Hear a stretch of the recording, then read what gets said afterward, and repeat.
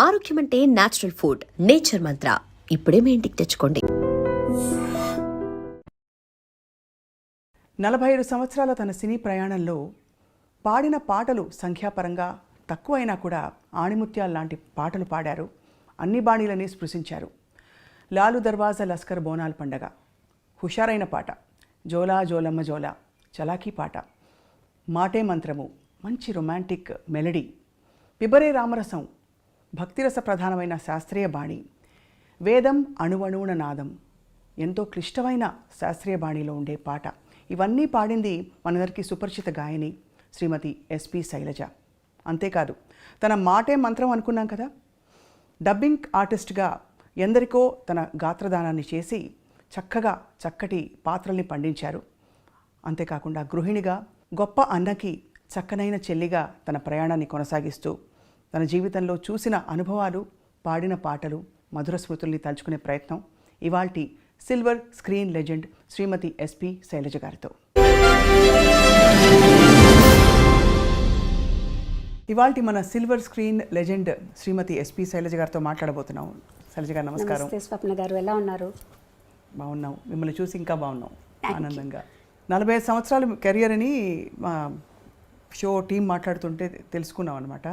కానీ మీ గొంతుకి మాత్రం 25 ఏళ్ళు, ఇంకా తక్కువ. ఏం లేదమ్మా, ఏజ్తో తెలుస్తుంది, కొంచెం నాకు తెలుస్తుంది కదా, నా శృతి రేంజ్ తగ్గిందని తెలుస్తుంది. అవునా? బట్ భగవంతుడి అనుగ్రహం అంతే. ఈ మధ్య ఏం పాటలు పాడారు? సినిమాల్లో ఎక్కువ సినిమాల్లో అసలు పాడట్లేదనే చెప్పాలి. బట్ ప్రైవేట్ ఆల్బమ్స్ వాటిలో పాడుతున్నాను. అన్నమాచార్య కీర్తనలు అవి ఈ మధ్యనే పాడడం జరిగింది. కొన్నిటికి ఏదో ఒకటి, ఇటు డివోషనల్ కానీ లేకపోతే ప్రోగ్రామ్స్ కానీ అలా పాడుతూనే ఉన్నాను. ఎస్పి శైలజ గారి పాటలంటే లిస్ట్ ఆఫ్ టాప్ 30 సాంగ్స్, అవి ఎప్పటికీ గుర్తుండిపోయే మంచి మంచి పాటలు పాడారు మీరు. Thank you. సో అంటే అవి యాదృచ్ఛికమా అలాంటి పాటలు మీకు రావడం, మీరు పాడాక వాటికి ఆ బరువు వచ్చిందని? అట్లా ఏం లేదమ్మా, నిజంగానే యాదృచ్ఛికం అనే చెప్పాలి. ఎందుకంటే నేను ఫీల్డ్లోకి రావడమే యాదృచ్ఛికం. నేను అసలు ఒక సింగర్ని అవుతానని, కానీ ఇంట్లో కూడా పెద్ద ఎక్స్పెక్టేషన్స్ ఎవరికీ లేవు. బట్ మా మదర్కి మటుకు ఉండేదన్నమాట. అంటే మిగతా సిస్టర్స్ అందరూ మ్యూజిక్ నేర్చుకున్నారు ఇంట్లో. అవును. సో అమ్మకి ఏంటంటే ఒక్క పిల్లైనా ఒక్క పాట పాడితే బాగుండే సినిమాలో అని. బట్ నాన్నగారేమో కొంచెం స్ట్రిక్ట్గా ఉండేవారు. ఆడపిల్లలు పెద్దక్కలందరూ నేర్చుకున్నారు మ్యూజిక్. అంటే పాడకూడదా, సినిమాల్లో పాడకూడదా? అంటే స్టేజ్ మీద పాడటం కానీ అవన్నీ లేదు. కావాలంటే ఏదైనా కీర్తనలో పాడుకోండి, ఇంట్లో పాడుకోండి, ఏదైనా ఆరాధనోత్సవాలు జరుగుతాయి, త్యాగరాజస్వామి, అక్కడ పాడుకోండి, అంతే. ఆ లెవెల్లో ఆలోచించేవారు నాన్నగారు. అమ్మకి ఏంటంటే అన్నయ్య పాడుతున్నారు కదా ఆల్రెడీ, ఒక్క అమ్మాయి ఒక్క పాట పాడితే చాలు నాకు అని ఆవిడ ఆశ. సో నా దగ్గరకు వచ్చేటప్పటికి ఏమైందంటే కొంచెం సడలింపు వచ్చింది. అంటే స్కూల్ ద్వారా వచ్చింది. స్కూల్లో కాంపిటీషన్స్లో పాడటం, ప్రైజులు రావటం. అవును. సో అమ్మ అది బాగా ఎంకరేజ్ చేసేవారు. అంటే కాంపిటీషన్స్ వరకు నాన్న ఒప్పుకునేవారు, కానీ ప్రోగ్రామ్స్కి వెళ్ళటం, స్టేజ్ మీద పాడటం ఒప్పుకునేవారు కాదు. నాన్నగారికి తెలియకుండా పంపించేవారు అమ్మ. నేను కూడా అది పెద్ద సీరియస్గా తీసుకోలేదు. ఏదో పాడుతున్నాను తెలుసు, పాటలు నేర్చుకోవడం ఇష్టం. పెద్ద మనకి వెసులుబాటు కూడా ఉండేది కాదు. అంటే టేప్ రికార్డర్స్ అలా కాకుండా నేను రేడియోలో వినడం, అక్కయ్య దాన్ని నాకు చెప్పడం, రాసుకోవటం, అట్లా నేర్చుకున్నాను నేను. ఎలాంటి పాటలు అప్పుడు నేర్చుకునేవి? అప్పుడు ఎక్కువగా సుశీల్ గారి పాటలే. అసలు రేపల్లె వేచను, రాధకు నీ వేర ప్రాణం, ఇవన్నీ అనమాట. నీ దయ రాధ, పూజలో సాంగ్స్ అన్నీ సుశీల్ గారి పాటలు, అందరి పాటలు నేర్చుకునేదాన్ని. ఒక పెద్ద చేంజ్ ఏంటంటే అప్పుడు యాదోంకి బారాత్ రిలీజ్ అయింది. ఆ పాటలు అసలు ఎక్కడికో తీసుకెళ్ళిపోయాయి. ఇలా కూడా చేంజ్గా ఉంటున్న పాటలు అంతే తప్పించి నేను సినిమాల్లో పాడాలి అనే ఉద్దేశం అయితే నాకు లేదు. అంటే అనుకున్నా మహా అయితే ఒక పాట పాడతానేమో, అంతే. చదువు మీద, కాంపిటీషన్స్ మీద, వీటి మీదే జాస్ ఉండేదన్నమాట. తర్వాత స్పోర్ట్స్లో ఉండేదాన్ని నేను. నేను ఖోఖోలో స్టేట్ సెలెక్ట్ అయ్యాను అనమాట. సో వాటి మీద ఇంట్రెస్ట్ ఉండేది. అవి ఎప్పుడు ఆంక్షలు లేవా ఆడపిల్లలు స్పోర్ట్స్ ఆడడం ఏంటి? అది కూడా అంటే మాది ఆడపిల్లల స్కూలే కదండి. ఓన్లీ అబ్బాయిలతో ఏం లేదు, అమ్మాయిలతోనే, ఆడపిల్లల స్కూల్స్తోనే కాంపిటీషన్స్ ఉండేవి. అందుకని నాన్నగారు దానికి ఏమనేవారు కాదు. సెలెక్షన్స్ అప్పుడు మటుకు కొంచెం భయపడ్డారు. ఏలూరులో సెలెక్షన్స్ అయింది, స్టేట్ సెలెక్షన్స్. అప్పుడు ఎలా పంపించాలి అని టీచర్లు అందరూ వచ్చి, పర్వాలేదు మేము తీసుకెళ్తామని చెప్పి జాగ్రత్తగా తీసుకెళ్లారు. మా కజిన్స్ ఉన్నారు ఏలూరులో, అక్కడే ఉండాలి అని అన్నీ చెప్పి మొత్తానికి సెలెక్ట్ అయ్యాను నేను.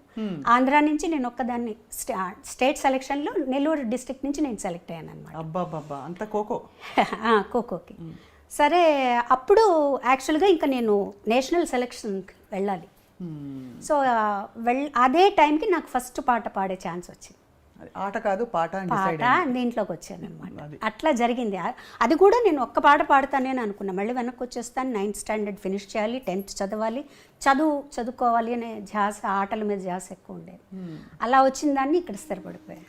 అప్పట్లో మీరు పాడుతున్నప్పుడు అన్నయ్య మీ పాట విని ఎలా స్పందించేవారు? కరెక్ట్ చేసేవారా? నాన్నగారు కరెక్ట్ చేసేవారా మీ పాటని? గమకం ఇలా వనాలమ్మా, లేకపోతే ఇది ఇంకా ఈ శృతిలో ఇలా పాడాలని చెప్పి? కానీ నాన్నగారు పెద్దగా ఏ కరెక్షన్ అంటే అంతగా వినేవారు కాదు. అప్పట్లో ఏదన్నా వస్తే రేడియోలో రావటం, లేదంటే మేము రికార్డ్ చేసుకొని చెన్నై నుంచి నెల్లూరు వెళ్ళి నాన్నగారికి వినిపించడం మేము వెళ్ళినప్పుడు అలాగే జరిగేది అనమాట. సో అన్నయ్య మటుకు చెప్పేవారు. నేను పాడిన వేరే పాటలు కూడా విని ఎక్కువగా నాకు నా మీద సుశీల్ గారి ఇన్ఫ్లుయెన్స్ ఉండేది విపరీతంగా. ఆ స్పష్టత తెలుస్తుంది పలుకులో, చాలా ఉండేదన్నమాట. సో ఎప్పుడు నన్ను హెచ్చరిస్తూ ఉండేవారు అన్నయ్య, నువ్వు సుశీల్ గారి లాగా పాడావంటే మటుకు ఉండలేవు ఇండస్ట్రీలో. ఎందుకంటే ఆవిడ ఉన్నారు, ఆవిడ పాటలు పాడడానికి ఆవిడ పాటే నువ్వు పాడితే నువ్వెందుకు ఆవిడే ఉన్నారు కదా అని చెప్పేవారు. మొత్తానికి ఏమైందంటే తమిళ్లో పాడేటప్పటికి నా ఒరిజినల్ వాయిస్ నాకు తెలిసింది. వేరే ఏలియన్ లాంగ్వేజ్ అప్పటి వరకు నాకు తెలియదు తమిళ్లో ఎలా పాడాలి, నా ఒరిజినాలిటీ బయటకు వచ్చిందనమాట. సో అప్పుడు లక్కీగా ఏంటంటే ఈ జానపదం టైప్ సాంగ్స్ మనం రావటం వల్ల ఆ ఛాయలు కొంచెం తగ్గాయి. అయినా కంప్లీట్గా పోయాయని నేను చెప్పను. ఆవిడ ఇన్ఫ్లుయెన్స్ నా జన్మాంతరం నా మీద ఉంటుంది. సో అది మటుకు చెప్పేవారు. తర్వాత ఎక్స్ప్రెషన్స్ ఇవ్వాలని చెప్పేవారు. కంపోజ్ చేస్తారు అన్నీ ఓకే, నువ్వేం చేస్తావు దానికి, నీ ఎక్స్ప్రెషన్స్ ఇవ్వాలి ఆ పాటలో. లేకపోతే అక్కడ వాళ్ళు యాక్ట్ చేస్తారు ఓకే, ఆ పాట బ్లాండ్గా ఉందనుకో వాళ్ళు మటుకు ఏం చేస్తారు, ఆ పాటను నువ్వు అనుభవించి నువ్వు కూడా కొంచెం నటించాల్సి ఉంటుంది. ఈ రకంగా చెప్పి, లేకపోతే మొట్టమొదటి పాటలు వింటే చాలా స్ట్రెయిట్గా బ్లాండ్గా ఉంటాయి పాటలన్నీ. కానీ అప్పట్లో అంత ఇన్సిస్టెన్స్ కూడా తక్కువ ఉండేది కదా. అంటే మనకి ఉదాహరణకి లీల గారి పాటలు, తర్వాత సుశీలమ్మ, జానకమ్మ ఆ జనరేషన్లో కొంచెం ఎక్స్ప్రెషన్ ఎక్కువ వచ్చింది. కానీ అంతకుముందు ఇలాంటి ఎక్స్ప్రెషన్ అయితే లేదు, వేరే విధంగా. ఎందుకంటే అది డ్రామాల నుంచి వచ్చారు కదండి, స్టేజ్ నుంచి వచ్చారు. అవును, వాల్యూమ్ ఎక్కువ. అవును, వాల్యూమ్ మీదే ఉండేది పాట అంతా. వాళ్ళకి భావం మీద తక్కువ. ఒక రకంగా భావం మనకి ఆ భావం రావాలి అంటే ఘంటసాల గారు, జానకి గారి దగ్గర నుంచే వచ్చింది. ఆ భావాన్ని తీసుకొచ్చి సుశీల్ గారి వాయిస్కి భావం అక్కర్లేదు అసలు. ఆవిడ గొంతుకు అలాగే ఏ భావమైనా పలికేస్తుంది అనమాట. సో వాటి నుంచి నెమ్మదిగా దాటుకుంటూ ఎలా దాటుకోవాలి, మైక్ సెన్స్, మైక్ వాయిస్ని ఎంతలా ఉపయోగించుకోవాలి, మైక్ ముందు ఎలా పాడాలి, స్టేజ్లో మైక్ ముందు ఎలా పాడాలి, ఇవన్నీ వీళ్ళందరినీ చూసి నేర్చుకున్నాను. మీరు పాడే టైంకి కూడా ట్రాక్ సిస్టమ్ ఉండిందా, లేక కొంత నేను లేదండి, ట్రాక్ లేదు, లైవ్. అంటే సింగిల్ టేక్ ఆర్టిస్టులు అందరూ కలిసి వాయించడం అంతే. మళ్ళీ ఒక తప్పు చేస్తే అందరూ వాయించారు. చాలా కష్టం అంటే అది ఆ స్కూల్ అలవాటు అయిపోయిన తర్వాత మిగతా చాలా ఈజీ అనిపిస్తాయి. ట్రాక్ పాడడం ఈజీ అనిపిస్తుంది. ఎందుకంటే అక్కడ చాలా జాగ్రత్తగా ఒక 30 పీస్ ఆర్కెస్ట్రా ఉందనుకోండి, పక్కన కో ఆర్టిస్ట్ ఇంకో చోటుకి వెళ్ళాలనుకోండి, ఇవన్నీ దగ్గర పెట్టుకోవాలి మనం. సో ఆ స్ట్రెస్ కూడా ఉంటుంది. అమ్మో నేను తప్పు చేస్తే అంత ఆగిపోతుంది, అన్నీ మొదటి నుంచి మొదలు పెట్టాలి అని చెప్పి చాలా జాగ్రత్తగా. బట్ మీరు బాగా గమనిస్తే వాటికి ఉండే ఏమంటారు ఆ క్లారిటీ, ఆ పాటల్లో ఉండే క్లారిటీ మీకు ట్రాక్ సిస్టమ్స్ అవన్నీ వచ్చేసాక అంత క్లారిటీ లేదు చూడండి. అవును, అది డెఫినెట్గా ఉంటుంది. తర్వాత పోటీ ఉంటుంది, పాడాలి, ఇంకా ఇంప్రూవ్ చేయాలి. పక్క వాళ్ళు ఏం పాడుతున్నారు, వాళ్ళు ఎలాంటి ఎక్స్ప్రెషన్స్ ఇస్తున్నారు, మనం ఎలాంటివి ఇవ్వాలి అనే పోటీ. మీరు వసంత గారు కలిసి పాడారు కదా అప్పుడు పాట, ఫస్ట్ సాంగ్ అదే. ఫస్ట్ సాంగ్ మీరు కలిసి, యాక్చువల్లీ మీరు హైదరాబాద్ వస్తే మళ్ళీ మిమ్మల్ని తిరిగి కాంపిటీషన్కి వచ్చాను హైదరాబాద్కి, all India some singers competition.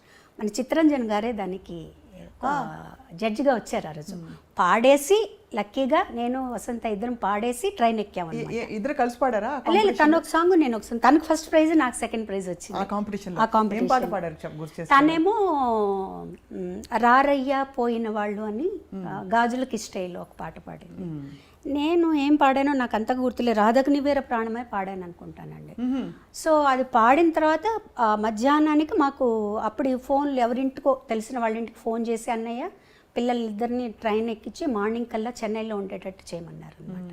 So ఆ కాంపిటీషన్ పాడి ట్రైన్ ఎక్కి వచ్చేసాం. అది 1977 కాదు 1977 77 కదా 77 13th ఫిబ్రవరి 14th ఫిబ్రవరి పాడామని. అబ్బా గూస్ బంప్స్ వస్తున్నాయి మీరు చెప్తుంటే, అంటే అంతకాలం క్రితం. సో అప్పుడు లలిత సంగీతం బాగా ప్రాచుర్యంలో ఉంది. అవునండి. విడిగా నేర్చుకోవడం అలా ఉండిందండి? అంటే లలిత సంగీతం అవన్నీ ఏదైనా మంచి పాటలు ఉన్నాయి. ఇప్పుడు కచేరీలు చేసేటప్పుడు అప్పుడు లలిత సంగీతం కూడా పాడేవాళ్ళు. సినిమా పాటలతో పాటు లలిత సంగీతాలు పాడేవాళ్ళం, అందరూ పాడేవాళ్ళు, కో సింగర్స్ అందరూ. సో ఆ లెక్కగా నేర్చుకున్నాను అనమాట కొన్ని పాటలు. ఒక్క పాట గుర్తు చేసుకోగలుగుతారా? ఒక పల్లవి. లలిత సంగీతమా? మీ ఇష్టమైన పాట. లలిత సంగీతం ముఖ్యంగా ఎందుకంటే అది మనకి తరచుగా వినిపించదు. ఇది యాక్చువల్గా నేను పాడే ఈ లలిత సంగీతం ఏంటంటే చాలా ప్రాచుర్యం పొందింది, కానీ ఎవరు రాశారు, ఎవరు కంపోజ్ చేశారని తెలియదు. మా సిస్టర్ రాసింది, తనే కంపోజ్ చేసింది అనమాట.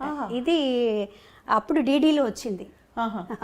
నేను అన్నయ్య గారు పాడేటప్పుడు నిన్ను పిలిచాను వెదకి అలిశాను అయినా కానరాకున్నావు నీవు, నిన్ను పిలిచాను వెదకి అలిశాను అయినా కానరాకున్నావు నీవు,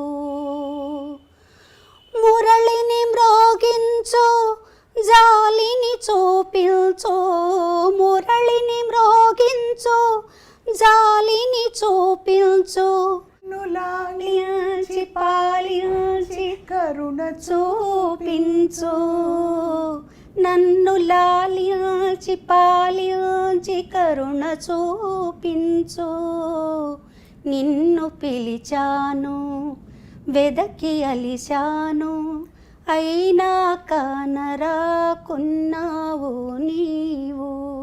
మీరే గుర్తుపెట్టుకున్నారు చక్కగా. ఎంత చక్కటి పాట, ఎలా మర్చిపోతామండి ఈ పాట.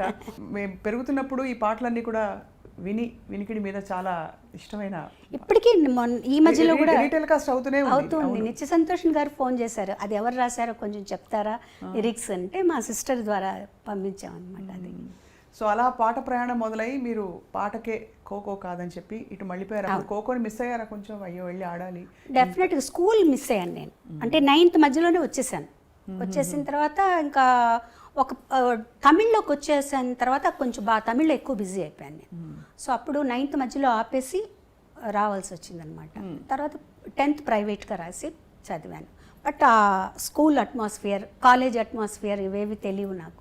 బట్ ఎలా అయినా డిగ్రీ చేయాలని ఒక ఆశ.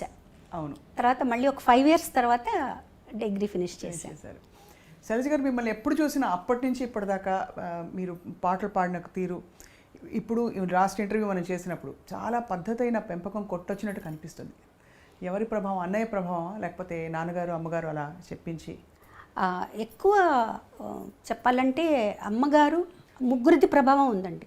ముందు అమ్మగారు ఎంత మనకి స్వాతంత్రం ఇస్తారో అంత స్ట్రిక్ట్గా ఉండేవారు.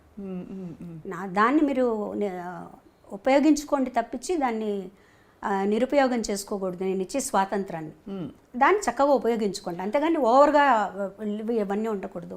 పద్ధతిగా అలా ఉండాలి. ఉదాహరణకి అంటే కట్టుబొట్టు అలాగా? కట్టుబొట్టు అలాగే. అంటే ఎంత అమ్మ అంటే మేము స్కూల్కి వచ్చాక 2 జడలు వేసుకోవడం, స్కూల్లో తప్పనిసరి కాబట్టి వేసుకునేవాళ్ళం.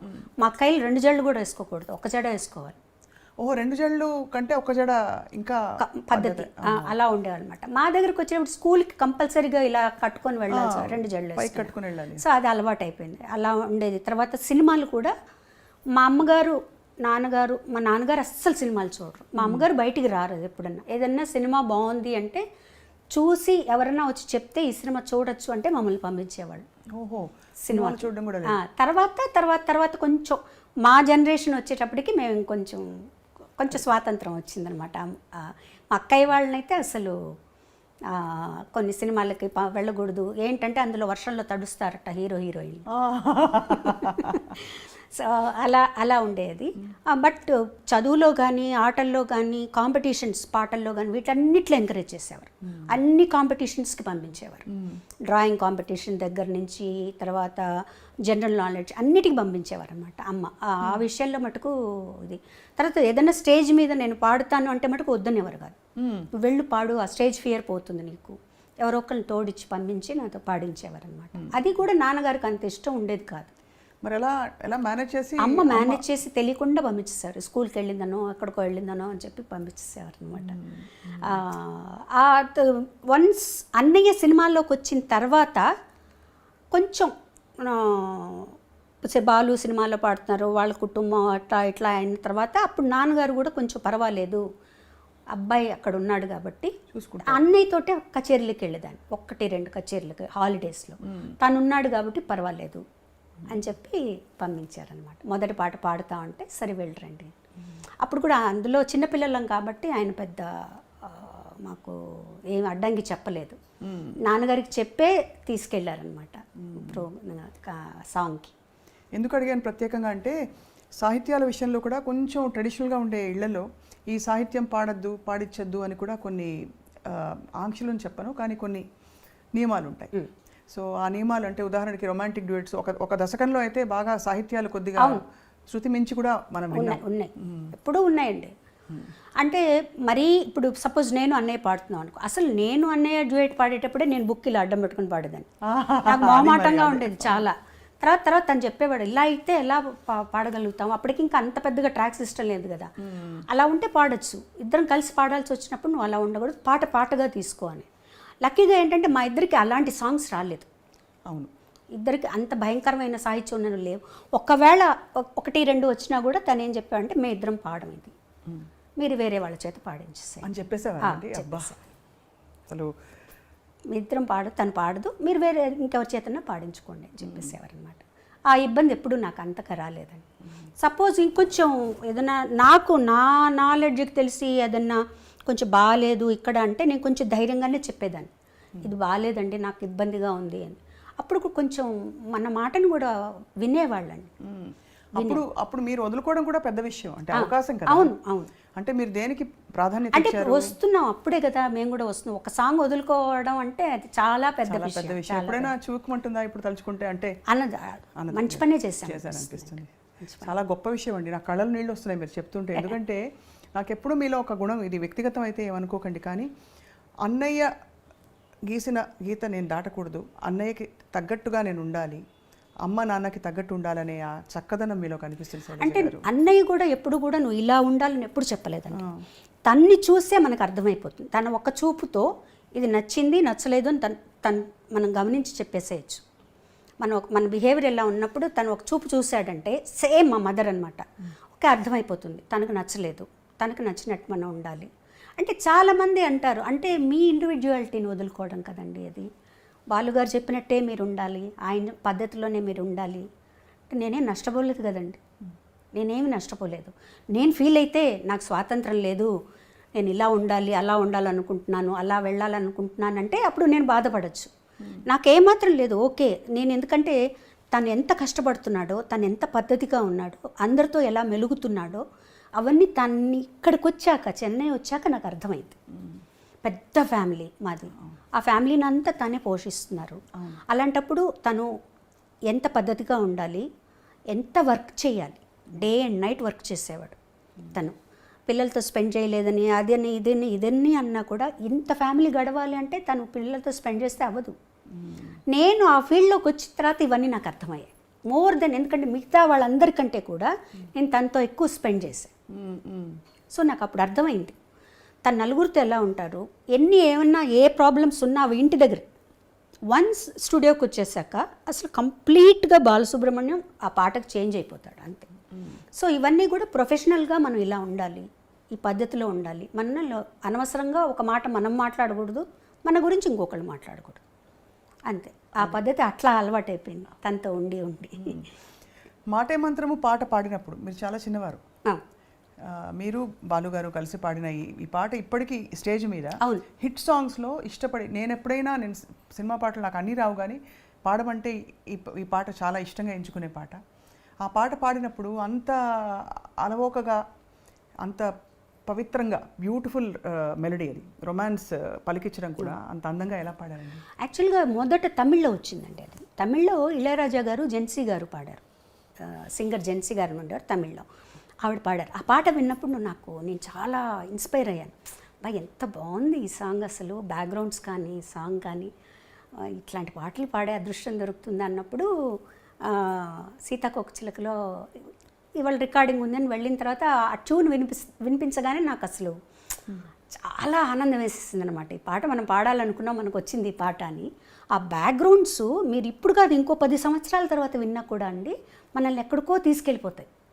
అప్పుడు ఇలా చేశారా, ఇంత మంచి బ్యాక్గ్రౌండ్స్ ఇచ్చారా, ఇంత బ్యూటిఫుల్గా ఒక సాంగ్ కంపోజ్ చేశారా అనిపిస్తుంది. ఎన్నిసార్లు పాడాను మీరు అన్నట్టు ఆ పాట ఎన్నిసార్లు పాడినా కూడా మనల్ని ఒక లోకల్లోకి తీసుకెళ్ళిపోతుంది. కానీ నేను అన్నయ్య కూడా ఇద్దరం చాలా ఎంజాయ్ చేస్తూ ఆ పాటని చాలా అందంగా రావాలి ఈ పాట అని ఒక తపంతో పాడా. నిజంగా ఆ పైకి వెళ్ళిన ఆ 2 లైన్లు తరే రే రే రే ఓ అదొకటి అందమైనది. ఇది ఒకటి థర్డ్ బ్యాక్గ్రౌండ్. ఆ పాటకంతా ఆయువు పట్టు 3వ బ్యాక్గ్రౌండ్ విజయం తరరరరరరా. అది చాలా అద్భుతంగా ఉంటుందండి, అసలు అది బాగుంటుంది. దాని తర్వాత వచ్చే వైలిన్ బిట్టు అది కూడా అద్భుతంగా ఉంటుంది, చాలా బాగుంటుంది. నిజంగా ఎంజాయ్ చేస్తూ పాడాం. అది పెద్ద పీస్ ఆర్కెస్ట్రా, ఆర్కెస్ట్రా మళ్ళీ లైవ్లో చేసి అంతా లైవ్ బాబోయ్. అసలు మళ్ళీ మీరు చూడండి, నాకు అంటే అంత లైవ్తో పాడడం, పక్కన అందులో ఒక దిగ్గజం. అవును, ఎస్పి బాలు గారు. ఎంత అన్నయ్య అయితే కూడా అదే బాలుగారి కంటే కూడా అన్నయ్యగానే భయం ఎక్కువ అనమాట. ఎందుకంటే తను ఎలా పాడతాడు, తన క్యాలిబర్ ఏంటో అన్నీ తెలుసు నాకు కదా. పాటని ఇలా నేర్చుకొని పాడేస్తారు తను. సో కనీసం మనం 50% వాడాలి తను మ్యాచ్ అవ్వాలంటే అనమాట. సో ఆ పాట తనతో పాడడం అనేది చాలా చాలా చాలా అదృష్టం అని చెప్పాలండి నిజంగా. సో తర్వాత మీరు కూచిపూడి ఆర్ట్స్ అకాడమీలో వసంత గారు మాత్రమే నేర్చుకున్నారా, మీరు డాన్స్? వసంత గారు మట్టుగా నేర్చుకున్నారండి. నేను భరతనాట్యం నేర్చుకున్నాను. మీరు భరతనాట్యం నేర్చుకున్నారు. అది కూడా ఎలా అయిందంటే నేను భరతనాట్యం నేర్చుకోలేదు. పాప పల్లవి నేర్చుకునేది భరతనాట్యం ఇంట్లో. మాస్టర్ ఇంటికి వచ్చేవారు. నేను మధ్యాహ్నం రికార్డింగ్ బ్రేక్ అయ్యి భోజనానికి వచ్చినప్పుడు ఆయన కూర్చొని ఉండేవారు. ఆ పాప ఒకరోజు తలనొప్పని, ఒకరోజు కాలు నొప్పని ఏదో ఒకటి చెప్పేది. వాళ్ళ స్కూల్లో టైర్డ్గా ఉందనో, ఆదివారం ఇవన్నో. అప్పుడు పాప ఆయన చూస్తే జాలేసి, నాకు ఊరికే చెప్పండి సార్, మీరు ఊరికే కూర్చోన్నారు కదా, నాకు చెప్పండి అని. అలా నేను నేర్చుకుని ఆయన అన్నయ్యతో చెప్పారు. ఆవిడ నా చేత అరంగేట్రం అంతవరకు వస్తుందని కూడా నాకు తెలియదు అసలు. తర్వాత ఎవరు ఎక్స్పెక్ట్ చేయాలి అరంగేట్రం చేసే లెవెల్కి డాన్స్ చేస్తామని. తర్వాత అరంగేట్రం చేయిద్దామండి అన్నారు. అంటే అన్నయ్య అన్నారు, నాకు తెలిసి తను ఎలా చేస్తుందో నాకు తెలియదండి, అంటే ముందు గజ్జ పూజ చేస్తారు కదా, అది చేద్దాము అని చిదంబరంలో టెంపుల్లో చేసాం గజ్జ పూజ. అప్పుడు అన్నయ్యకి కాన్ఫిడెన్స్ వచ్చింది. ఆ తర్వాత అరంగేట్రం ఏమన్నారు అప్పుడు చూసి మీ డాన్స్? చాలా నేను ఎక్స్పెక్ట్ చేయలేదు అసలు నువ్వు డాన్స్ చేస్తావని. ఇలా ఎవరికీ తెలియదు ఇంట్లో. ఊరికే ఆయన చెప్పేవి నేర్చుకునేవాళ్ళు, నా పాడికి నేను చేసుకుంటూ ఉండేదాన్ని. అది అయిన తర్వాత నేను 2-3 ప్రోగ్రామ్స్ కూడా చేశాను. ICF ఇంటర్గల్ కోచ్ ఫ్యాక్టరీ వాళ్ళకి, తర్వాత కళాసాగర్ వాళ్ళకి చేశాను. కాకపోతే ఏంటంటే డాన్సు, పాట డాన్స్ 2 ఎంచుకోవాలంటే ఒకటే ఎంచుకోవాలంటే బాగా స్టామినా కావాలి డాన్స్కి. తర్వాత స్వెట్ విపరీతంగా పోతుంది మీకు. అవును, గొంతు బాగా కొంచెం దెబ్బతింటుందని నేను చెప్పను, మనకు సహకరించదు. అది బాలమురళి గారు, చిట్టుబాబు గారు ఇద్దరు చెప్పారు నాకు. అంటే పాట వదులుకుని డాన్స్ చేయొద్దు అలా చెప్పారా? అంటే నువ్వు ఆలోచించుకో, నువ్వు డాన్స్ చేస్తూ ఉన్నావంటే పాడలేవు. అంటే నేను అనుకున్నాను అనమాట, నాకు పాట మించి వేరే ఏమీ లేదు కదా. కానీ నేను ఆ పాపం మా మాస్టర్ గారు అయితే ఇంత నేర్చుకొని 2 ప్రోగ్రాంలు చేసి వదిలిపెట్టకమ్మా అని కూడా అన్నారు. లేదు సార్, నాకు పాటే ముఖ్యం, నేను పాట మీద ఉంటాను. లైక్ అంటే ప్రతిదానికి ఒక కారణం ఉంటుందండి, కారణం లేకుండా ఏది ఉండదు. ఆ నేర్చుకోవడం అనేది నాకు సాగర సంగమానికి ఉపయోగపడింది. ఆ డాన్స్ అరంగేట్రం చూసే విశ్వనాథ్ గారు అది మరొక అంటే మలుపు అని చెప్పొచ్చు. బికాజ్ చాలా పెద్ద మలుపు. మీరు నటనలోకి రావడం, అఫ్కోర్స్ ఒకే సినిమాలో వేశారు కానీ గుర్తుండిపోయే పాత్ర. అప్పుడు విశ్వనాథ్ గారు చూసి అడిగినప్పుడు మళ్ళీ ఆలోచించారా, ఇది మళ్ళీ నేను యాక్టింగ్ ఫీల్డ్? ఆలోచించడం క్వశ్చనే లేదండి, నేను చెయ్యను అని చెప్పేసాను. ఓకే. ముందు విశ్వనాథ్ గారు అడిగారు, ఏడుది నాగేశ్వరరావు గారు ఆయన అడిగారు, అందరూ అడిగారు. అన్నయ్య చేతి చెప్పించారు, మా వదిన గారి చేతి చెప్పించారు, విశ్వనాథ్ గారు మిస్సెస్ చేతి చెప్పించారు. నేను చెయ్యను అని చెప్పాను. ఎంత స్పష్టత అలా ఎలా వచ్చేసింది? అన్నయ్య కూడా వద్దని అనలేదు కదా? ఎవరు వద్దలేదు. అన్నయ్య కూడా నువ్వు చేస్తే బాగుంటుందని చెప్పారు, అందరూ చెప్పారు. అందులో విశ్వనాథ్ గారి సినిమా తన దగ్గరుండి చూసుకుంటారు, నీకు భయం లేదంటే నాకు వద్దు, నేను కంఫర్టబుల్ కాదు, నాకు వద్దు, నేను చెయ్యను అని చెప్పేసాను. నేను పాటలే పాడుకుంటాను. విశ్వనాథ్ గారు తెలివిగా ఏం చేశారంటే మా నాన్నగారి దగ్గరికి వెళ్ళి మా నాన్నగారి దగ్గర ఒప్పించారు. బాబాయ్ నేను మంచి క్యారెక్టర్ దాని చేత చేయిస్తాను, ఎటువంటి చెడ్డ పేరు రాదు అవన్నీ చెప్తే ఇంకా నాన్నగారు నన్ను పిలిచి అన్నయ్య అంతలా ఆడుతున్నారమ్మా నువ్వు చేయొచ్చు కానీ రిలక్టెంట్గానే ఒప్పుకున్నానండి ఆ క్యారెక్టర్ని. అంటే సరిపోయింది, నేను ఇష్టం లేకుండా చేయబట్టి ఆ క్యారెక్టర్ కరెక్ట్గా సరిపోయినట్టే అనిపిస్తుంది నాకు. నాకు యాక్టింగు అంత కష్టం అనిపించలేదు, ఎందుకంటే ప్రతిదీ విశ్వనాథ్ గారు కరెక్ట్గా యాక్ట్ చేసి ఇలా చెయ్యాలి, చిన్న చిన్న మూమెంట్స్ జుట్టు ఇలా వెనక్కి వేసుకోవడం దగ్గర నుంచి ఆయన చేసి చూపించేవారు. మా నాన్నగారి మీద నాకెంతో గౌరవం ఉంది, భక్తి ఉంది. ఇప్పుడు తప్పులు తెలుసుకుని నేను ఆయన మర్చిపోలేను. అందుకే చెప్తున్నాను, నువ్వు నాతో వస్తావో ఇక్కడే ఉంటావో ఆలోచించు.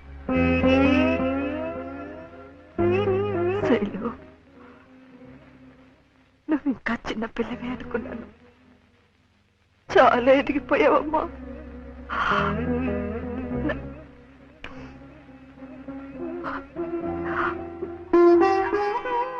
నన్ను వదిలి వెళ్ళిపోతావా? మన ఇంటి గౌరవం మనల్ని వదిలి వెళ్ళిపోయే ముందు నేనే నా జాగ్రత్త పడ్డం మంచిది. అందుకే ఇప్పటికీ మించిపోయింది లేదు. ఎవరిని కావాలనుకుంటున్నావో ఆలోచించుకో. కానీ అయినా మీరు అలా పట్టేసి, ఎందుకంటే ఆ పాత్రలో మీకోసమే ఆ పాత్ర అల్లినట్టు అనిపిస్తుంది. అది మనకి అది విశ్వనాథ్ గారిలో ఉందండి. అది అదే నేను చేసిన ఒక్క సినిమా కాబట్టి నాకు అనిపిస్తుంది ఆయనలో ఉంది అది. అంటే అఫ్కోర్స్ మనలో కూడా ఆ జీల్ రావాలి, చెయ్యాలి అని ఆయన చేస్తుంటే మనకు ఆటోమేటిక్గా వచ్చేస్తుంది. తర్వాత ఫస్ట్ నేను భయపడింది ఏంటంటే కమల్ హాసన్ గారు ముందర చేయాలి. ఇది శాస్త్రీయ నృత్యమా కాదా? ఏ సాంప్రదాయం? ఎన్ని సంప్రదాయాలు ఉన్నాయో కూడా తెలుసా నీకు? దీన్ని భరతనాట్యం అంటారు.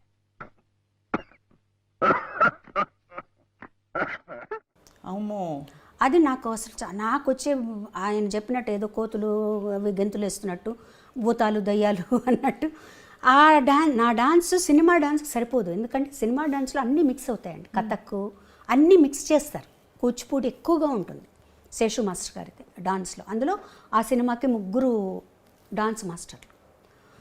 సో ఇలా అందులో ఒక పాటకి శేషు మాస్టర్ గారు, ఒక పాటకి రఘురామ్ మాస్టర్ గారు. నాకు వేదానికి రఘురామ్ మాస్టర్ గారు, ఓం నమ శివాయకి శేషు మాస్టర్ గారు. శేషు మాస్టర్ గారు అయితే 1 వీక్ నాకు రిహార్సల్స్ ఇప్పించారు. అంటే పాట పెట్టి రిహార్సల్స్ అంత రిహార్సల్ చేసి అంతా ఓకే చేసుకున్న తర్వాత సెట్కి వెళ్ళిపోయిన తర్వాత విశ్వనాథ్ గారు ఈ మూమెంట్ మార్చేద్దాం, ఆ మూమెంట్ ఇలా మార్చేద్దాం. నాకు భయం వచ్చేసేది, బాబోయ్ నేను చేయలేనేమో అని. కానీ చేయించారు, బాగా చేయించారు. నీకేం భయం లేదు, నువ్వు టైం తీసుకో అని. బట్ డాన్స్ కొంచెం కష్టపడ్డాను, కానీ నటన మటుకు విశ్వనాథ్ గారు చెప్పినట్టే చేశాను. ఆయన ఎలా చెప్తే అలా చేశాను. ఏమిటి మమ్మీ ఉన్నట్టుండి ఎక్కడికి ప్రయాణం? డాక్టర్ తాతగారింటికి. అక్కడే కొన్నాళ్ళ పాటు ఉండి నువ్వు డాన్స్ నేర్చుకోవాలి. ఇంకా కొత్తగా నేర్చుకునేదే ఉంది, ఎన్నో ప్రోగ్రామ్స్ సన్మానాలు అయ్యాక. అదేనే నేను చేసిన పొరపాటు. పాకడం కూడా సరిగ్గా రాని పాప పరిగెత్తుతానంటే సరే అన్నాను. ఓహో, అయితే కొత్తగా నడకలు నేర్పే గురువు గారు అక్కడే ఆ ఊళ్ళోనే ఉన్నారన్నమాట. అవును. ఎవరు? బాలకృష్ణ గారు. వాట్?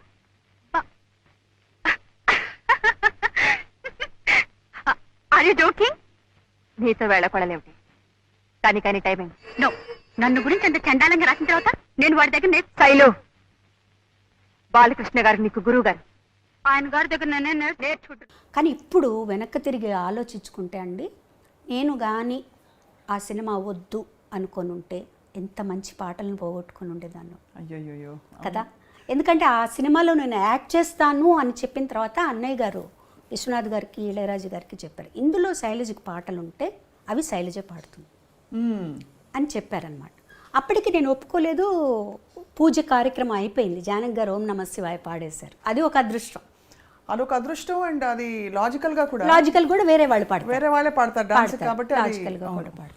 ఆ తర్వాత రాజా గారు ఏమన్నారంటే ఒక్క సాంగ్ తనకు వస్తుంది, అది తను పాడుతుంది, ఇంకో మంచి పాటలు కూడా ఉన్నాయి, తన చేతి పాడిద్దామని నాద వినోదము వేవేల గోపెమ్మల వేదము పాడించారనమాట. నాద వినోదము నాట్య విలాసము పరమ సుఖము పరము, అభినయ వేదము సభకనువాదము సలుపు పరమ పదము, భావములు భంగిమలు గానములు గమకములు, భావములు భంగిమలు గమకములో ఆంగికమౌతపమీ గతి సేయగ నాద వినోదము నాట్య విలాసము పరమ సుఖము పరము. అభినయ వేదము సభకనువాదము సలుపు పరమ పదము. ఎంత బ్యూటిఫుల్ సాంగ్స్ బ్యూటిఫుల్ సాంగ్స్ నిజంగా. ఐ థింక్ రాబోయే 50 సంవత్సరాలు అసలు ఏమాత్రం ఇది ఇప్పుడే పుట్టిన పాటలాగా పాడుకుంటున్నారు. ఇప్పుడు కూడా అంతే కదండి. అవును. తర్వాత ఇంకోటి ఏంటంటే ఆ టైంలో ఆ పాటలు నా చేత పాడించాల్సిన అవసరం లేదు వాళ్ళకి. సుశీల్ గారు ఉన్నారు, జానక్ గారు ఉన్నారు, వాణిజ్యరామ్ గారు ఉన్నారు. ఇంతమంది ఉన్నప్పుడు నా చేత ఇప్పుడు నేను పాడింది అనుకోండి, నా చేత పాడించవచ్చు. మిగతా పాటలు కూడా నా చేత పాడించాల్సిన అవసరం లేదు. అంత మంచి సాంగ్స్ వచ్చాయి నాకు. అసలు సాగర సంగమం అంటే నాకు ఆ సాంగ్స్ కోసమే నేను తర్వాత ఆలోచించుకున్నాను.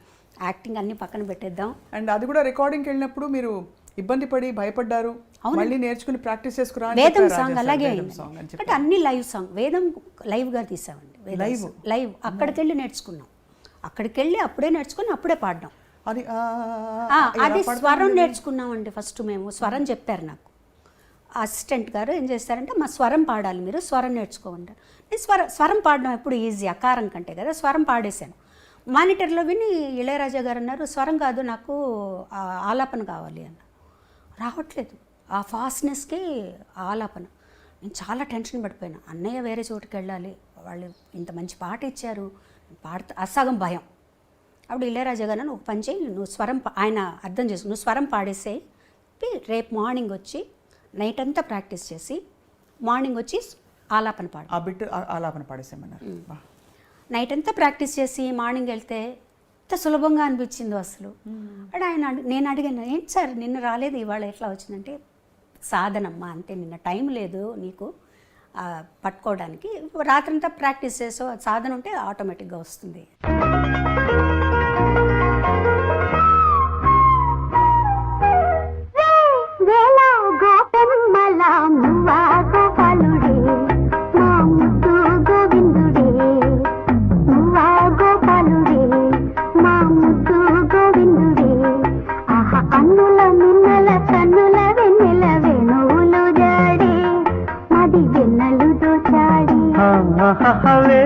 వేళ గోపెమ్మల మువ్వ గోపాలుడే మా ముద్దు గోవిందుడే అని చెప్పారనమాట. సో అదొక మంచి ఎక్స్పీరియన్స్ నాకు. ఆ పాట రూమ్లోకి వెళ్ళి తలుపేసుకొని ఇంకా అదే పని నాకు. ఎంత హై పిచ్ అండి వేవేల గోపమ్మల. అది కూడా రెండు చాలా హై పిచ్. ఆ హమ్మింగ్ తీసుకోవడం ఒకటి, అదే పాటకు మళ్ళీ యాడ్ చేయడం కూడా అంతే ఫాస్ట్లో వస్తుంది అమ్మాయి. ఆ హమ్మింగ్ పాడుకుంటూ వస్తుంది. అవును, అది ఒక టెన్షన్ నాకు డాన్స్లో ఆ పాటకి. అది మీరు యాక్ట్ చేస్తున్నప్పుడు ఎంత యాక్టింగ్ మీద ఆ షాట్ మీద దృష్టి ఉన్నా నా పాట వినిపిస్తోంది అనే ఒక మధ్య మధ్యలో ఇక్కడ ఎక్కడన్నా ఏమన్నా తప్పులు పాడనా సింగర్కి తప్పదుగా, ఎప్పుడు తప్పకుండా ఉంటుంది. ఎన్ని పాడినా ఎంత చేసినా మళ్ళీ అక్కడ ఆ టెన్షన్ ఉంటుంది మనకి. కానీ ఇట్స్ ఒక గ్రేట్ ఎక్స్పీరియన్స్ అండి నిజంగా. సాగర సంగమం అనేది నాకు ఒక చిరునామా నిజంగా. ఇప్పుడు వెనక్కి తిరిగి చూసుకుంటే ఒక చిరునామా.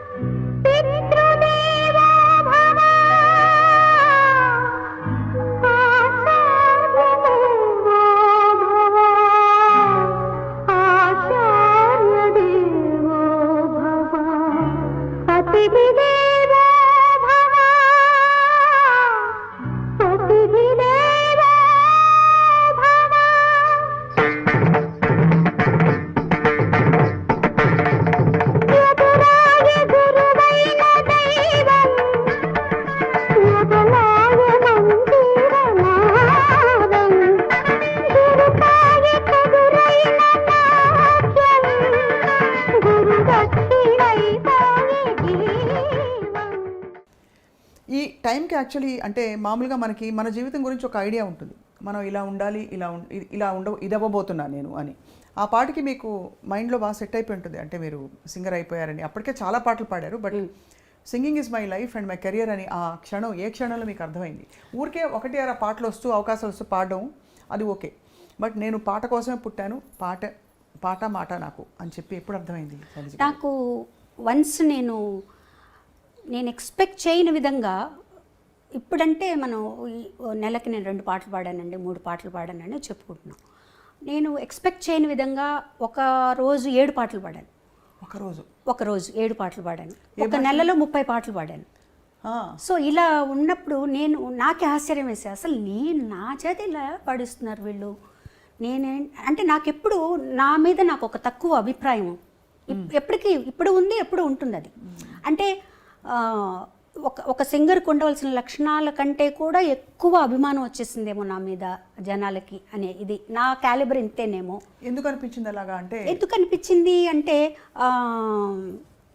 ముఖ్యంగా సాగర సంగమంలో పాట నేను ఇది పాడలేకపోయానే అని, కొన్ని పాటలు పాడలేకపోయినప్పుడు అట్లా అనిపించేది అనమాట. మళ్ళీ తర్వాత కొంతమంది సింగర్స్ కొన్ని చెప్పేవాళ్ళు, యేసుదాస్ గారు వీళ్ళందరూ అనేవాళ్ళు, ఎప్పుడు అలా ఇన్ఫీరియారిటీ కాంప్లెక్స్ ఉండకూడదు.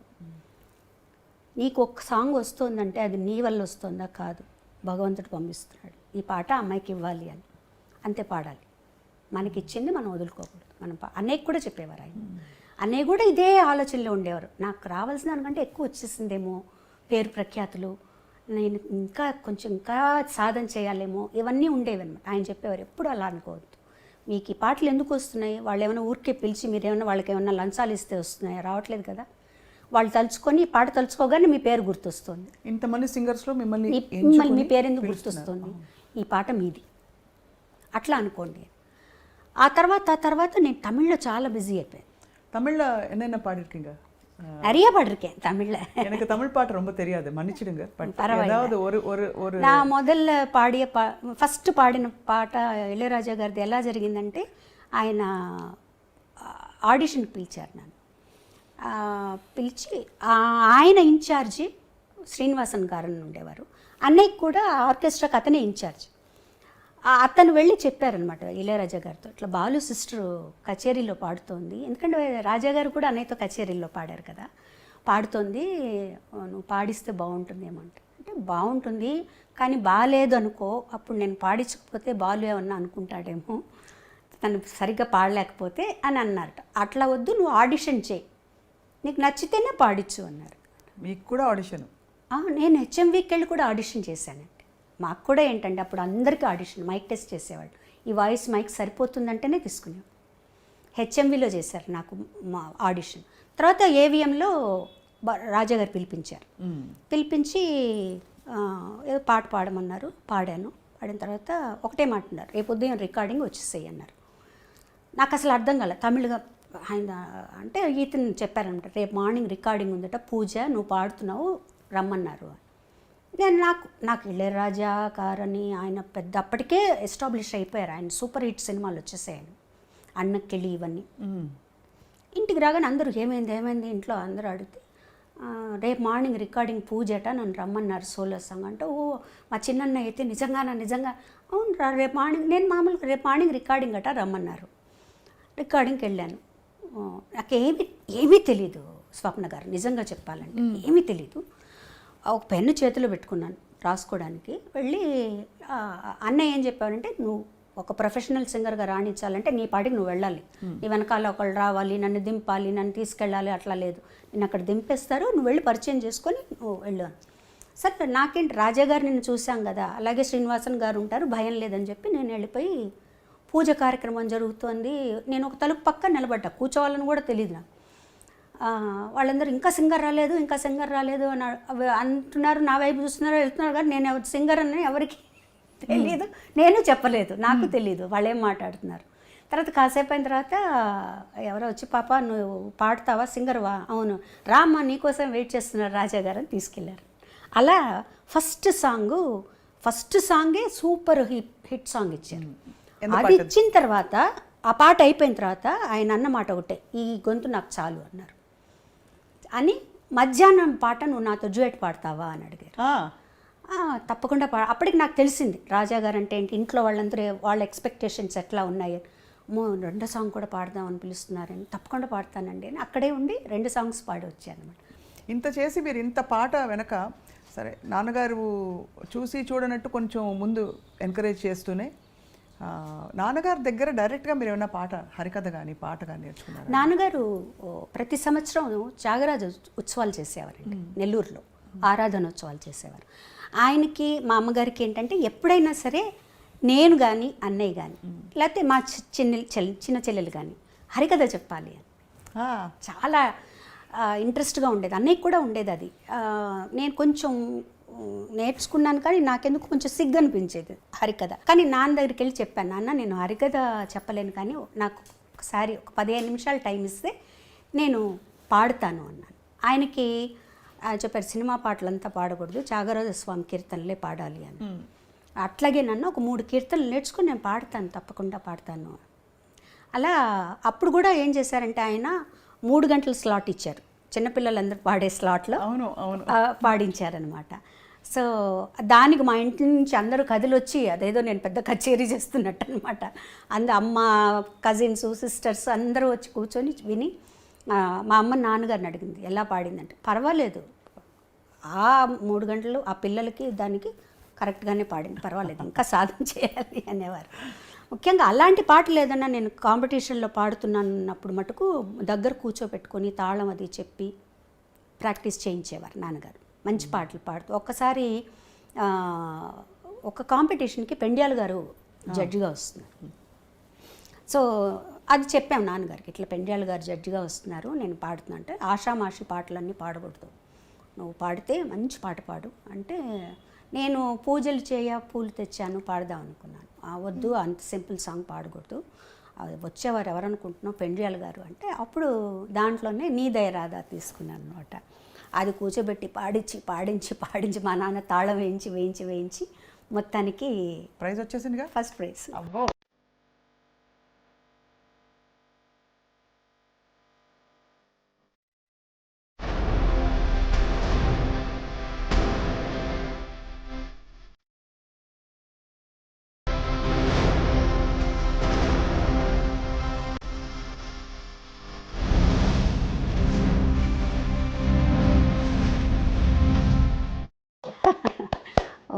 సో ఆయన వచ్చి మాట్లాడి ఆశీర్వదించి తర్వాత ఆయన మ్యూజిక్ డైరెక్షన్లో పాడండి. సో నేను అప్పుడు ఆయనకు చెప్పాను అనమాట, గురువుగారు మీకు గుర్తుందో లేదో కానీ మీరు నెల్లూరు వచ్చారు, నేను కాంపిటీషన్లో పాడాను. అవునా తల్లి నాకు గుర్తులేదమ్మా, చిన్నదాని వేయంటో అప్పుడు అన్నారనమాట. సో అంత అసలు ఇవన్నీ ఎక్స్పెక్ట్ చేయనివ్వండి. రాజేశ్వరరావు గారు, పెండ్యాల గారు, కేవి మహాదేవన్ గారు, గోవర్ధనం గారు వీళ్ళందరి దగ్గర పాడటం అనేది అసలు చాలా గొప్ప, అంటే అదృష్టం అని చెప్పాలి. చాలా మీ పాట కూడా అంత ఒరిజినల్ పాట అని అంటారు కదా, అంటే గొంతుకల్లో ఎక్కడ అప్పట్లో ఫాల్స్ వాయిస్లని రకరకాల అంటే సిస్టమ్స్ వచ్చాయి, ఇలా పాడొచ్చు అని కూడా వచ్చి. అవును, బట్ అలా కాకుండా కానీ మీ తరంలోనే మీరు చిత్రగారు సమకాలికులుగా. అవునండి. మీ పాటల బాణీల్లో చాలా వ్యత్యాసం ఉంటుంది. ఆవిడదొక స్టైల్ ఆఫ్ సింగింగ్, మీరు స్టైల్ ఆఫ్ సింగింగ్. ఎప్పుడైనా ఇది మీకు అంటే కంపారిటివ్ ఇది వచ్చిందా, అంటే మీరు కలిసి పాడడం లేకపోతే అలాంటి సందర్భాలు వచ్చాయా? వచ్చాయండి, చాలా సందర్భాలు వచ్చాయి. మీ ఇద్దరం చాలా బెస్ట్ ఫ్రెండ్స్ అసలు యాక్చువల్గా చెప్పాలంటే. చాలా ప్రోగ్రామ్స్ చేసాం, అన్నయ్య కూడా లేకుండా నేను చిత్రాన్నే చేసాం అనమాట. టూర్ చేసాం, అమెరికా టూరు. మా ఇద్దరిలో ఎప్పుడు కూడా ఒక జెలస్ అని కానీ ఏది లేదండి. ఒక్కసారి నేను పాడిన పాట మళ్ళీ తన చేత పాడించేవారు. తను నాకు ఫోన్ చేసేది, శైలా ఇట్లా నువ్వు పాడిన పాట నన్ను పాడమని అడుగుతున్నారు అంటే మీ వాయిస్ తీసి పాడించే. నేను ఆల్రెడీ రికార్డ్ చేసేసింది. ఎందుకు అలా జరుగుతుంది? అందులో మీరు అంటే ఇది సున్నితమైన ప్రశ్న, కానీ మీ పాట అంత బాగుంది ఒకటి. రెండోది మీరు ఎస్పి బాలు గారి సోదరి. అట్లా కాదండి, ఇక్కడ అలా ఉండదు. ఆ టైంలో ఎవరు హైలైట్గా ఉన్నారు దాన్ని బట్టి ఉంటుంది. అంటే ఎక్కువ ప్రామినెన్స్ ఎవరికి ఉంది అప్పుడు అట్లా కూడా చూస్తారు. మా సినిమాలో చిత్రగారు పాడితే బాగుంటుందండి, మ్యూజిక్ డైరెక్టర్ నన్ను పిలిపి పాడిపించారనుకోండి, లేదంటే ఆ పాట చిత్రగారి చేత పాడిస్తామని. అట్లా తను తను పాడిన పాటలు కూడా నేను పాడిన ఉన్నాయి. ఓ మచ్చుకు ఒక పాట అంటే మెన్షన్ చేయడానికి, స్వప్న వేణువేదో సంగీత్, అది ఒరిజినల్ నేను పాడాను. తర్వాత చిత్రగారు మిక్స్ చేశారు. అలాగే చిత్రగారు పాడింది నాకు పాట గుర్తులేదు. ఏదన్నా ఉంటే మేము ఇద్దరం ఫోన్ చేసుకుంటాం, ఇట్లా పాడమంటున్నారు, నేను పాడిన శైలాన్ని తను నన్ను అడుగుతుంది, నేను తనని అడుగుతాను అనమాట. ఎందుకంటే మా మధ్య ఏ గొడవలు రాకూడదు రేపు ఫ్యూచర్లో. సో మాకు అలాంటివి అసలు ఏమీ లేవు, ఇద్దరు చాలా హ్యాపీగా ఉంటాం. తర్వాత ఇంకొకటి కూడా అండి, ఎవరి టాలెంట్ వాళ్ళది, ఎవరికి ఎంత ఇవ్వాలో భగవంతుడికి తెలుసు. ఏది ఇవ్వాలో, ఎప్పుడు ఇవ్వాలో, ఎంతవరకు ఇవ్వాలో, ఏది మంచిదో అది భగవంతుడికి తెలుసు. దాన్ని మించి మనం ఏది ఆశించకూడదు. మనకి ఏది వస్తే అదే సంతోషం కదా. ఇప్పుడు నాకు ఒక టాలెంట్ నాకు ఉండొచ్చు, దాన్ని మించి తనకు ఒకటి ఉండొచ్చు, దాన్ని మించి నాకు ఇంకొకటి ఉండొచ్చు. సో ఇలా నేను ఏదనుకున్నా కూడా భగవంతుడు నేను ఎంతవరకు హ్యాపీగా ఉండాలి, నేను ఎంతవరకు, ముఖ్యంగా మనలో జలస్ అనేది ఉండకూడదండి ఫస్ట్. అది ఎప్పుడు మనల్ని ముందుకు రానిదు, ఆనందంగా ఉంచదు. ఫస్ట్ మన్ని లోపల తినేస్తుంది అది. 24 గంటలు దాని మీదే ఆలోచిస్తుంటాం. సో నీ టాలెంట్ ఉండి కూడా నువ్వు జలస్ పెట్టుకున్నావు అంటే లోపల అది బయటికి రాదు కదా. ఎలాగో నువ్వేం చేయదలుచుకున్నావు, నువ్వు స్టేజ్లో ఎలా పాడదలుచుకున్నావు, నీకు ఇచ్చిన పాటలు నువ్వు ఎలా పాడతావు, అంతే. ఇద్దరం కలిసి ఒక పాట పాడేటప్పుడు కూడా పోటాపోటీగా ఉన్నప్పుడు పాడేవాళ్ళం, అలాగే నవ్వుకుంటూ సరదాగా నవ్వుకుంటూ పాడేవాళ్ళం, అంతే. తప్పించి మా ఇద్దరి మధ్యనే కాదు, నాకు ఏ సింగర్స్తోనూ ఎప్పుడు ఎలాంటి ప్రాబ్లం రాలేదు, ఏ సింగర్స్తోనూ రాలేదు. మీరు అందులో ఒక విధంగా చూస్తే మీకు అడ్వాంటేజ్, ఒక విధంగా చూస్తే డిసడ్వాంటేజ్ అని చెప్పను ఎప్పుడు, కానీ అడ్వాంటేజ్ ఒక ఫ్రేమ్ వర్క్ కూడా. మీరు బాలుగారి చెల్లెలు అవ్వడం వల్ల అందరూ మన ఇంటి అమ్మాయి, మన అమ్మాయిని చూసుకోవడం ఒక విధమైన ఇది ఉంటుంది. ఇంకో విధంగా చూస్తే గబుక్కుమని మీరు చొరవ తీసుకుని వెళ్ళలేరు. ఇంకోటి కూడా ఏంటంటే ఎక్స్పెక్టేషన్స్ కూడా ఎక్కువ ఉంటాయి. బాలుగారితో కంపేర్ చేస్తూ బాలుగారు లాగా పాడుతుంది, తను ఇలా ఇంత లెవెల్కి పాడుతుంది అనే ఎక్స్పెక్టేషన్స్ ఉన్నాయి. లక్కీగా ఏంటంటే నేను ఆడపిల్లని అయిపోయాను. ఇదే చరణ్కి అయితే చాలా ఇబ్బంది, చాలా ఎక్స్పెక్టేషన్స్ ఉంటాయి చరణ్. చాలా ప్రెషర్ అండి, చాలా ప్రెషర్. నేను చరణ్ అనే కాదండి, ఒక క్యాలిబర్ సంపాదించుకొని ఒక సినిమా యాక్టర్లను కానీ ఎవరైనా సరే వాళ్ళ పిల్లలందరికీ ఉంటుంది, కంపారిజన్ ఉంటుంది. 24 గంటలు వాళ్ళకి తర్వాతేనండి వీళ్ళు అంటారు, కానీ వీళ్ళెంత కష్టపడుతున్నారో. ఎవరైనా కష్టపడితేనే ఆ లెవెల్కి వస్తారు, అది రాదు, అది ఆలోచించరు, కంపేర్ చేసేసి బాలేదు అనేస్తారు అనమాట. అది లక్కీగా నేను ఆ అమ్మాయిని అయ్యేటప్పటికి నాకు అది తగ్గిందనే చెప్పాలి. చరణ్ మీద చాలా ప్రెషర్ ఉంది, చాలా ప్రెషర్. మీరు గమనించేవారా, చరణ్ చెప్పేవారా మీతో? నేను గమనించేదాన్ని, నాకు తెలుస్తుంటుంది కదా అదే ఇది. అదే చెప్పేది, ఏం పర్వాలేనా నీ స్టైల్లో నువ్వు పాడు, నువ్వు వెళ్ళిపోతూ. కానీ లేత బాలుగారి గొంతు అక్కడక్కడ రాకుండా ఎలా పోతుంది? ఉంటుంది అసలు అప్పట్లో బాలుగారి గొంతులాగే ఉంటుంది చరణ్ గారి లాగే ఉంటుంది. కానీ అసలు మీది అంటే ఒక బ్యూటిఫుల్ జర్నీ, మీ పాటల జర్నీ. ఇందులో మీ ఫోకిష్ కైండ్ ఆఫ్ పాటలు, నాంపల్లి స్టేషన్ కాడి మొదలుకొని ఇవన్నీ ఇంకొక కోణం. అవును, అది చాలా తమాషా అని చెప్పచ్చండి. ఒక 1 yearలో కొంచెం తక్కువ సాంగ్స్ పాడి ఒక గ్యాప్ వచ్చేటప్పటికి ఇలాంటి పాట ఒకటి పడేది. సో దాంతో రివైవ్ అయ్యేది. మళ్ళీ కొన్ని రోజులు అయిన తర్వాత ఒక నాంపల్లి స్టేషన్ కాడి, తర్వాత ఒక లాలు దర్వాజా, ఇట్లా వచ్చి మళ్ళీ ఒక రివైవ్ అవుతూ వచ్చేదన్నమాట పాటలు.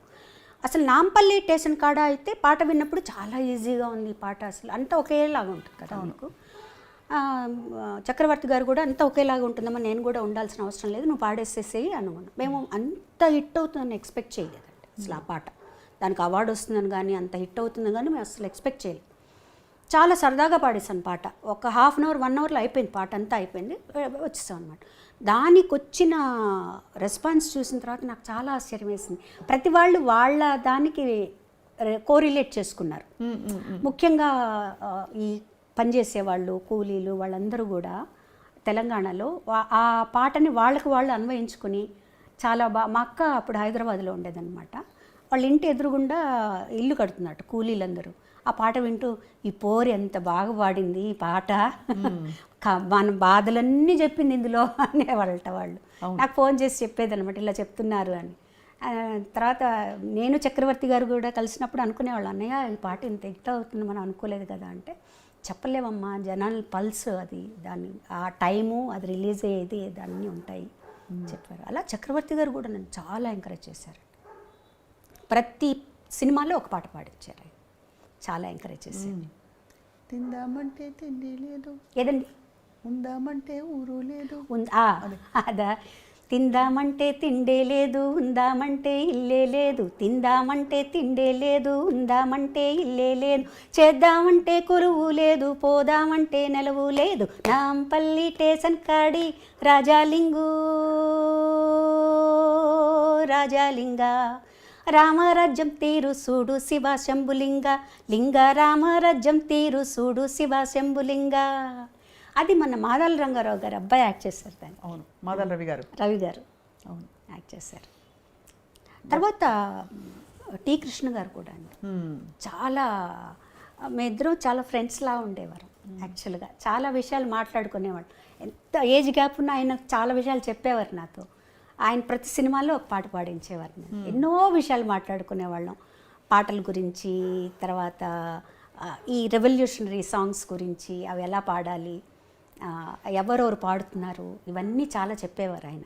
చాలా మంచి ఒక ఫ్రెండ్షిప్ ఉండేది మా ఇద్దరికి అన్నమాట. వారు లేకపోవడం అనేది చాలా చాలా చాలా బాధేస్తుంది నాకు. వాళ్ళు వెళ్ళిపోయిన అసలు మాటల్లో ఏం చెప్తామండి అంటే నిజం అనుబంధం ఉన్నప్పుడు. కానీ మీకు పాటతో పరిచయం అయింది ఫస్ట్ మొట్టమొదటి నాన్నగారి ద్వారా.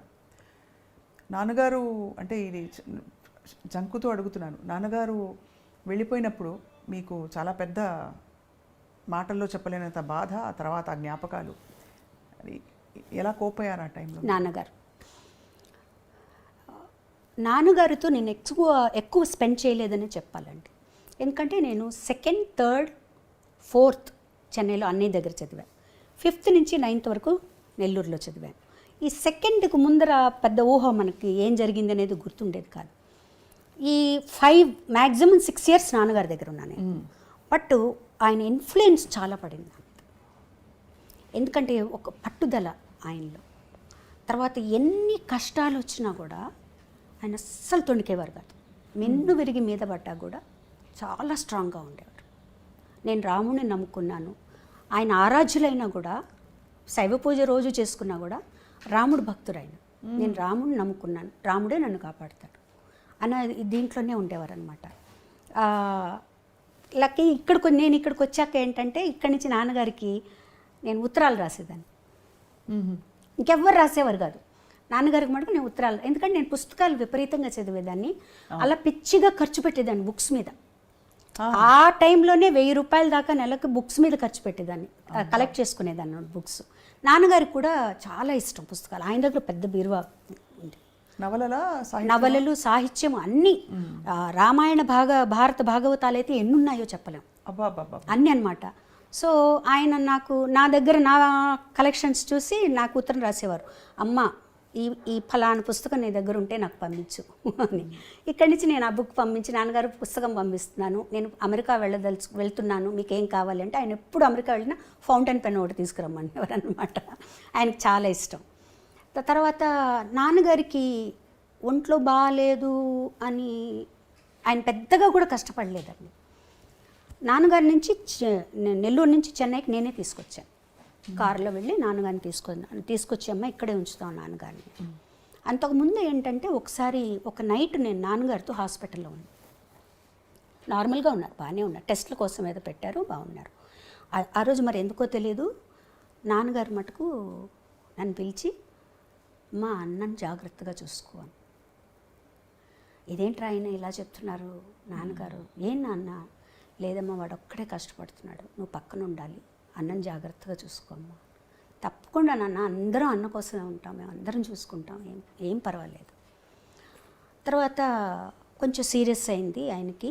బట్ అన్నయ్యతో చెప్పారనమాట, నువ్వు ఎన్ని చేసినారా ఇవాళ మధ్యాహ్నం 1:30కే నేను ఉంటాను, అంతవరకు ఆ తర్వాత ఉండను అని చెప్పేశారు. అలాగే 1:30కి అన్నయ్య బ్లడ్ గ్రూప్, నాన్నగారు బ్లడ్ గ్రూప్ సరిపోతే బ్లడ్ ఎక్కించాలన్నారు. అవసరం లేదనేసారు డాక్టర్లు. నాన్నగారు కూడా అవసరం లేదు, అమ్మని చూసుకో నువ్వు చాలు, నాది అయిపోయింది, చాలా పీస్ఫుల్గా వెళ్ళిపోయారు ఆయన.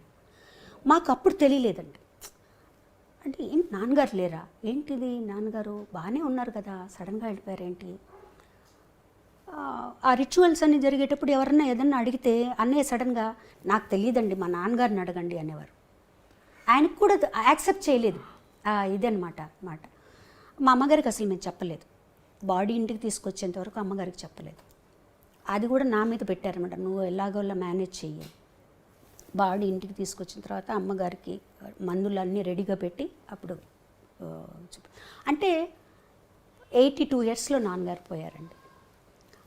ఆయన చనిపోయిన తర్వాత ఆయనలో ఇన్ని గొప్ప గుణాలు ఉన్నాయా, ఆయనకి ఇంత గుర్తింపు ఉందా, ఎప్పుడు అలాగే జరుగుతుందండి. వాళ్ళు పోయిన తర్వాత కానీ కొన్ని విలువలు మనకు తెలీదు, చాలా చాలా తెలీదు.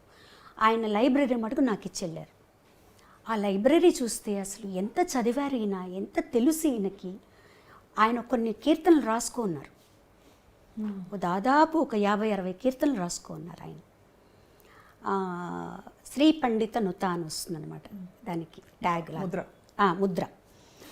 అవన్నీ చూస్తుంటే నేను అన్నకు చెప్పాను అనమాట, అన్న లైబ్రరీలో ఇట్లా నాన్నగారు ఇన్ని అంటే మేము అనుకున్నాం అనమాట, దాన్ని తీయించి చేద్దాం, పాటలు చేద్దాం. ఎంత ఒరోషియస్ అనమాట, ఎంత బుక్స్ చదివారు, ఎంత నాలెడ్జ్ ఉంది. ఏదన్నా అడిగితే ఇలా టిప్స్ మీద చెప్పేసేవారు, మంత్రాలు కానీ ఏదన్నా మనకు తెలియని సాహిత్యంలో తెలియని ఉన్నా కూడా చెప్పేసేవారు. ఏమీ తెలియనట్టు చాలా కామ్గా ఉండేవారు అనమాట, చాలా సరదాగా ఉండేవారు. ఆయన పోయిన తర్వాత మా వదిన కూడా, నేను అసలు ఏడవల, అది ఒక స్టేజ్లో ఉన్నాను నేను. అది నాకు నమ్మకం లేదు, ఏమీ లేదు, ఏదో పని చేస్తున్నాను. మా వదిన కూడా చెప్పింది, నువ్వు ఒకసారి కూర్చొని ఏడ్చేస్తే ఆ లోపల ఉన్న బాధ అంతా పోతుంది. అంటే నాకు ఏడుపు రావట్లేదు, నన్ను ఏం చేయమంటారు. అంతా అయిపోయాక ఇంకా సాయంత్రం రూమ్లోకి వచ్చి నా రూమ్లో నిలబడ్డాను అనమాట. నిలబడేటప్పటికి ఐ ఫెల్ట్ హిమ్, నా పక్కన మా నాన్నగారు ఉన్నట్టు. సో దెన్ అప్పుడు మంచం మీద పడిపోయి ఏడ్చి అలా నిద్రపోయాను అనమాట. సో అంతే. ఆ తర్వాత అసలు లేదు, నేను ఇంకా అందరికీ ధైర్యం చెప్పడం మొదలుపెట్టాను అనమాట. నాన్న ఎక్కడికి వెళ్ళలేదు, మనతోనే ఉంటారు, మనల్ని ఆయన లీడ్ చేస్తారు, మనకి ఏ భయం లేదు. Same thing I felt with అన్న. అసలు అది ఎందుకంటే ఇప్పటికీ స్టిల్ నాకేంటంటే ఆయన ఎక్కడో ఉన్నారు, హీస్ దేర్, ఏదో కచేరీలు చేస్తూ పాడుకుంటున్నారు, ఆయన ఉన్నారు. ఎందుకంటే ఆయన లేరు అన్న ఒక్క క్షణం ఏదో ఆగిపోయినట్టు అనిపిస్తుందండి, కడుపులోంచి ఒక బాధ వస్తుంది. అది ఎప్పుడు మనల్ని ఒక్కసారి స్టేజ్ మీద ఒక మంచి పాట పాడుతున్నప్పుడు సడన్గా వస్తుంది. ఆ పాట పాడుతుంటే మీ ఇద్దరు షేర్ చేసుకున్న క్షణాలు అవన్నీ వస్తాయి అన్నమాట. ఆ పాటకు న్యాయం చేకూర్చాలి ఫస్ట్ మనం. అలాంటప్పుడు ఎక్కడ లేడు తను, ఏ పాట తీసుకున్నా నాతో పాడిందే, ఏ స్టేజ్ మీదకి వెళ్ళినా తను, ఏ ఊరు వెళ్ళినా తనే పక్కన ఉంటాడు, ఎక్కడికి వెళ్ళినా తనే ఉంటాడు. తను లేడు అని ఎలా అనుకోవాలి. నేను తనని లాస్ట్ కలిసినప్పుడు నేను చెప్పాను, అన్న ప్రపంచం అంతా నీ కోసం వెయిట్ చేస్తుంది, నువ్వు రావాలి అంటే. నేను కూడా ప్రపంచం కోసం వెయిట్ చేస్తున్నానమ్మా, నేను అందరినీ చూడాలి నాకు. తనకి ఎక్కడో ఒక అనుమానం పడిందండి, తను ఫర్దర్గా పాడగలనా లేడా, అది వచ్చేసింది తనకి బాగా. సో మేము ఇంకా మాకు లాస్ట్ వరకు డాక్టర్లు ఏంటంటే హోప్ ఇచ్చారు, వచ్చేస్తారు, ఏం ప్రాబ్లం లేదు. But he went through a lot, 51 days. తర్వాత డాక్టర్లు చెప్పేటప్పటికి అందరూ యాక్సెప్ట్ చేశారు, బట్ నేను యాక్సెప్ట్ చేయలేదు. చరణ్ తీసుకెళ్ళి చూపించారు, నన్ను తీసుకెళ్ళి అంటే లేదు లేస్తాడు తను, నాకు పర్లాని మంత్రం చెప్తాను చెవిలో, తను లేస్తాడు అని తన చెవిలో ఏదో మంత్రం చెప్పి నేను తను తప్పకుండా రేపు లేస్తాడు, నేను నమ్మను అని. వదిన లేదమ్మా అంతా అయిపోయింది, బ్రెయిన్ డెడ్ అంటున్నాడు. లేదు లేదు, తను ఉంటాడు, ఇక్కడికి వెళ్ళాడు. అది మా కుటుంబానికి ఒక పెద్ద షాక్ అండి. అసలు మేము ఎవ్వరూ ఎక్స్పెక్ట్ చేయని షాకు. ఆ కరోనా అనే ఒక ఇది ఇంత దూరం తీసుకొస్తుందని మేము అసలు ఎక్స్పెక్ట్ చేయలేదు.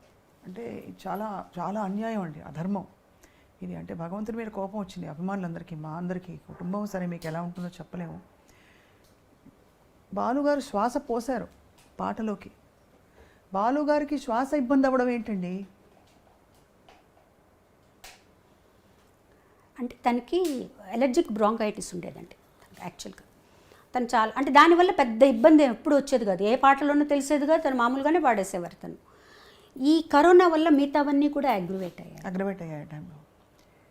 కానీ 51 రోజులు అసలు కానీ అండి ఇంకొక విషయం, అదంతా అయిపోయి ఇప్పుడు 2 years అయిపోయింది కదండి. ఇప్పుడు ఆలోచిస్తే నాకు తనకి ఏది మంచిదో అదే జరిగింది అనిపిస్తుంది. అంటే మనకి బాలుగారు లేరు, మనకి లోటు తీరదు ఈ లోటు. కానీ బాలుగారు మటుకు చిరస్థాయిగా అందరి మనసులో నిలిచిపోయారు. బాలుగారు 100 ఏళ్ళు బతికి ఏ బెడ్లోనే ఉండి పాటలు పాడలేక తన బెడ్లో ఉంటే మనం ఎంత కష్టపడతామండి ఆలోచించండి. తను గుర్తుపెట్టుకునే విధంగా తక్కువ వెళ్ళిపోయారు. అరే ఇంకా ఉంటే బాగుండు, ఈ వ్యక్తి మనతో ఉంటే బాగుండు, ఇంకా ఎన్ని పాటలు పాడచ్చు, ఈయన ఇంకా ఎంత చేయొచ్చు అనే స్థితిలో మనల్ని అందరినీ పెట్టి వెళ్ళిపోయారు తను. ఈ మర్చిపోవడం అంటూ మనకు ఉండదు. బాలుగారిని జీవితాంతం మనతోనే ఉంటారు ఆయన, మర్చిపోవటం బాగా ఏజ్ వచ్చి అందరూ మర్చిపోయి అప్పుడు అసలు తను ఎవరు పట్టించుకొని ఒక స్థితి వచ్చిందనుకోండి, మనము చూసే వాళ్ళకి కష్టం, తన వల్ల కూడా కాదనమాట. పాట పాడకుండా తను ఉండలేడండి. తను ఒక్క రోజు కూడా ఒక్క పాట పాడకుండా ఉండలేడు. తను ఎప్పుడూ డాక్టర్లు లోపలికి వచ్చినా ఇలా పెట్టి నేను పాడతానని అనేవాడు. ట్రైకాస్టమీ చేసినప్పుడు ఎప్పుడు మళ్ళీ తీసేస్తే నేను పాడతానా అన్నీ అడుగుతూ ఉండేవారు అనమాట. సో డాక్టర్స్ ఏమన్నారు, ఒక 2 years బెడ్ రెస్ట్ కావాలి తనకి, ఇంట్లో బాగా అయిపోతే బాగా హాస్పిటల్ అట్మాస్ఫియర్ ఇంట్లో ఉండాలి అని చెప్పారు. అంత అప్పటికే అంత.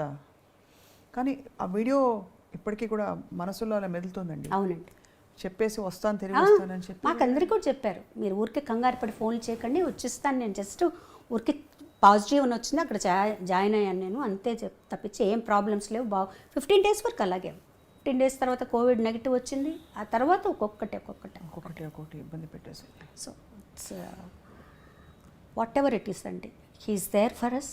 ఆయన ఎప్పుడు మా వెనకాల ఉంటాడు. నేను చరణ్తో అందరితో అదే చెప్తాను, నా అన్న మనతోనే ఉంటారు, ఆయన మనల్ని లీడ్ చేస్తారు. వదిన గారు చాలా ఎఫెక్ట్ అయ్యారండి. మా అందరికంటే కూడా వదిన చాలా ఎఫెక్ట్ అయ్యారు. ఆవిడ ఆల్మోస్ట్ ఒక డిప్రెషన్ స్టేజ్లోకి వెళ్ళిపోయారు.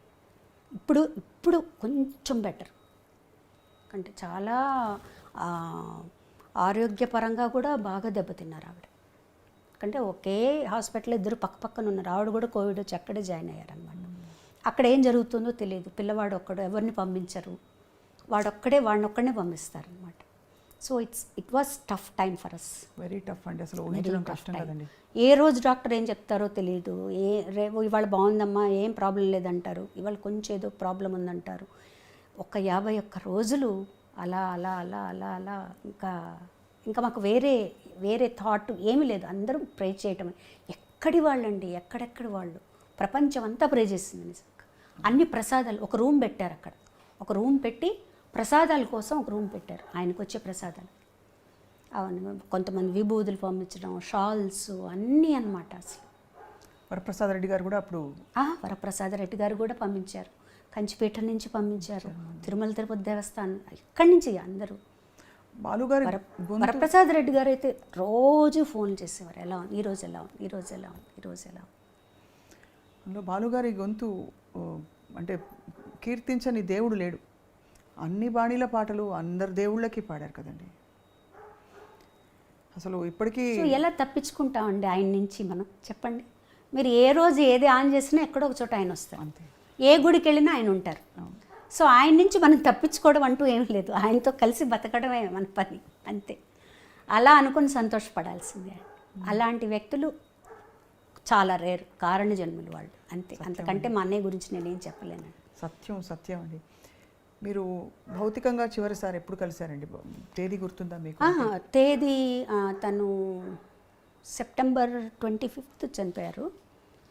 14th ఆ ప్రాంతంలో కలిశాను. ఆ తర్వాత ఇంకెవరిని అలో చేయలేదండి. అప్పటికే మీకు కొంత అవగాహన ఉండుంటుంది, అంటే అవగాహన ఉండేది, కానీ అది ప్రేమ అంటారా మరి, అది కప్పేస్తుందేమో అనుకుంటారు. నాకు మా చెల్లికి ఎందుకు ఎలా అయినా తను బయటకు వచ్చేస్తాడు, హీజ్ అ ఫైటర్, వచ్చేస్తాడే అనిపించి, అన్నకేం కాదు నాన్న చూసుకుంటారు, అన్నకి ఏం కాదనే అనుకునేవాళ్ళము. ఫోన్లో మాట్లాడుకో, ఏం కాదు వచ్చేస్తాడు తను, ఏం ప్రాబ్లం లేదు. మీరు అన్నట్టు పాట లేకుండా, ఎందుకంటే అప్పుడెప్పుడో నాడ్యూల్ వచ్చి సర్జరీ చేయించాలన్నప్పుడు లతాజీ చేయించద్దు అని చెప్పారు. ఈ విషయాన్ని పంచుకున్నారు మాతో అవును ఒక ఇంటర్వ్యూలో. అంటే పాట లేకుండా బాలుగారిని ఊహించుకోలేమండి ఎవరు. అవును, ఊహించుకోలేము. మాట రెండు. ఇంకా ఇప్పుడు కూడా నేను టెలిఫోను రేరు, తను ఎప్పుడైనా చేసినా కూడా ల్యాండ్లైన్ చేస్తారు ఫోను, మా పై రూమ్లోకి అనమాట. ఫోన్ తీయగానే ఆ లైన్కి అన్నయ్య చేస్తారని మాకు తెలుసు, నేనమ్మా అన్నని అంటారనమాట. అది అలా రింగ్ అవుతూనే ఉంటుంది మనసులో. ఫోన్ వస్తుంది అంటే ఇంకా ఆ తర్వాత ఆ ఫోన్కి ఇంకా ఫోన్లు రావడం మానేసాయి అనమాట. ఆ ఫోన్ వస్తుందంటే నేనమ్మా అన్నయ్య చేస్తుంటారు, ఇంకా అన్నయ్య కదా ఫోన్ చేస్తారని చెప్పి తీసుకునేవాళ్ళు అనమాట. సో మెనీ థింగ్స్ ఒక్క రోజులో మర్చిపోయే విషయాలు కాదు. అయ్యో, ఎంత జీవితకాలం మీ వెన్నంటే ఒక తండ్రి జీవితాంతం ఉంటుందండి, జీవితాంతం ఉంటుంది. ఎన్ని ప్రయాణాలు. తను చనిపోయిన తర్వాత ఒక 1 month తర్వాత నేను ఎయిర్పోర్ట్కి వెళ్తే నా వల్ల అవ్వలేదు అసలు. ఎందుకంటే మేము పక్కనే నెక్స్ట్ స్ట్రీట్లో తను ఉంటారు. తను బయలుదేరేటప్పుడు నాకు ఫోన్ చేసేవాడు, బయలుదేరుతున్నావా ఎయిర్పోర్ట్కి అని. తను ముందు వెళ్ళిపోతే అక్కడి నుంచి నాకు ఫోన్ చేసేవాడు. ఎంతసేపు ఓవర్సీస్కి అయితే మరి వీసాలు అవన్నీ చెకింగ్ ఉంటుంది. ఇంకా రాలేదు, నువ్వు వెయిట్ చేస్తున్నావు, తొందరగా రా. ఆ ఎయిర్పోర్టు అక్కడ వెళ్ళటం, అందరం కలిసి వెళ్ళటం చాలా రోజుల వరకు నాకు చరణ్కి అది చాలా కష్టం అనిపించింది, ట్రావెలింగ్ అనమాట.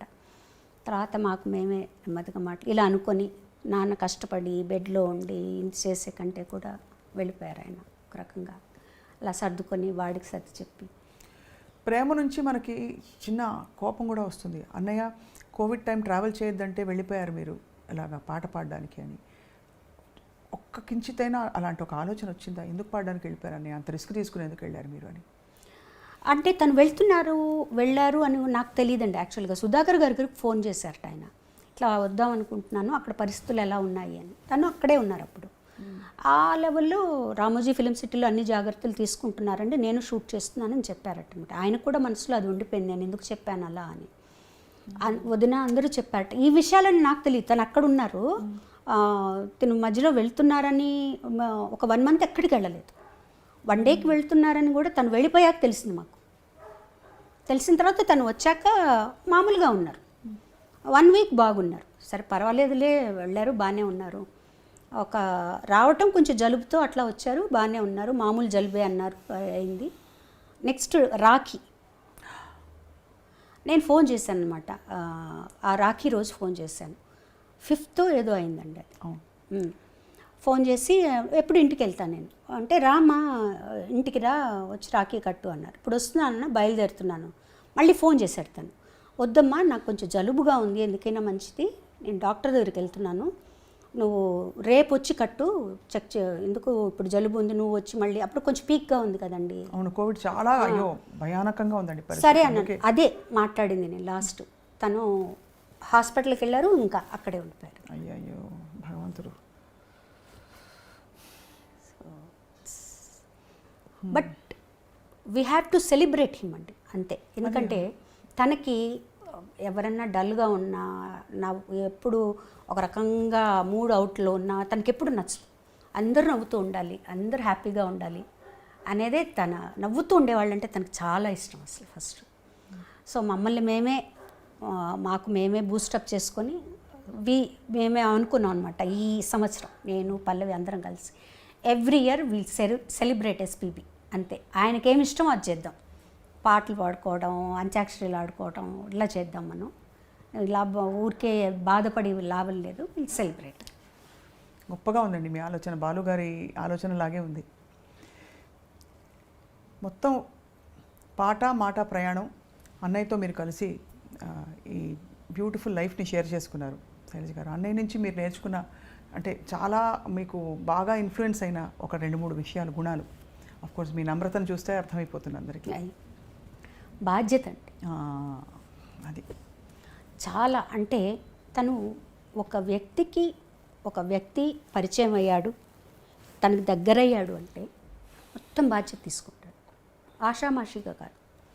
చాలా అలా చెప్పాలంటే ఎన్ని ఫ్యామిలీస్ తన మీద ఆధారపడి ఉన్నాయి. తను లేడు అనేటప్పటికీ ఎంతమంది ఎఫెక్ట్ అయ్యారు. ఒక బాధ్యత తీసుకుంటే తను సంపూర్ణంగా దాన్ని నిర్వర్తించేవాడు. లేకపోతే నువ్వు బాధ్యత తీసుకుంటే మటుకు దాన్ని సంపూర్ణంగా చేయాలి. తర్వాత కృతజ్ఞత, తనకి ఎవరన్నా ఇంత చిన్నది చేస్తే చాలు, దాన్ని ఇంకా లైఫ్ లాంగ్ గుర్తుపెట్టుకొని వాళ్ళ జీవితం అంతా సహాయం చేస్తారు వాళ్ళకి. ఈ 2 విషయాలు నేను బాగా గమనించానండి. తన ఫ్రెండ్స్ కానీ, ఆ ఫ్రెండ్స్ కానీ ఎవరు బాగాలేదన్నా కూడా నా చేతనైన సహాయం ఇది. నాకు తర్వాత తను పోయాక చాలా విషయాలు తెలిసాయి అన్నమాట.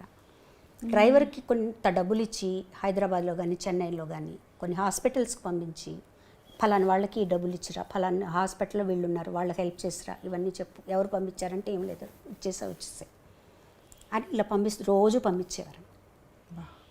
అలా చాలా రకాల హెల్ప్ చేశారనండి, చాలా. ఇంకా ఫ్యామిలీ అయితే చెప్పక్కల, మా సిస్టర్స్ని కానీ అందరినీ కానీ. అసలు ఒక కొండ మా వెనకాల, పెద్ద కొండ అనమాట. తను లేడు అంటే ఫస్ట్ అనిపించింది, ఓకే తను లేడు, ఆ బాధ్యత ఎలా, దాన్ని ఎలా మోయాలి ఇప్పుడు మనం ఏమీ యాడ్ అవడం ఇది కాదు, తనేం చేశాడో దాన్ని మనం తీసుకోవాలి బాధ్యత, అంతే కదండి. అలా వదిలేయలేం కదా. తను చేసిన బాధ్యతలు పట్టుకున్న తనకేది మోటివేషనో అదే తీసుకొని ఆ దారిలో మనం నడవాలి. సో ఇదే కొంతవరకు తీసుకోగలిగారా మీరు? అంటే ఒక 25% వరకు తీసుకోగలిగానండి. చాలా గొప్ప విషయం అండి. తీసుకోగలిగాను. అది కూడా తను హెల్ప్ చేస్తేనే, తన పైనుండి ఆశీర్వదిస్తేనే అండి, అంతే. లేకపోతే మనం అంతకంటే ఏమీ చేయలేం. ఇంకంతకంటే ఆయనకి మనం ఇచ్చేది ఏమీ లేదండి. మనం ఏమి ఇస్తాం ఆయనకి చెప్పండి? ఆయనకి నచ్చినట్టు ఆయన వేసిన దారిలో మనం నడవటం అంతే. ఆయన గుర్తుపెట్టుకోవడం, ఆయన చేసిన మంచి పనులు ఏమైనా ఉంటే అవి మనం చేయగలగడం అంతే. ఏ పారిజాతాలు ఇవ్వగలము? అన్నయ్యకి ఇష్టమైన పద్యం కదా ఏదండి?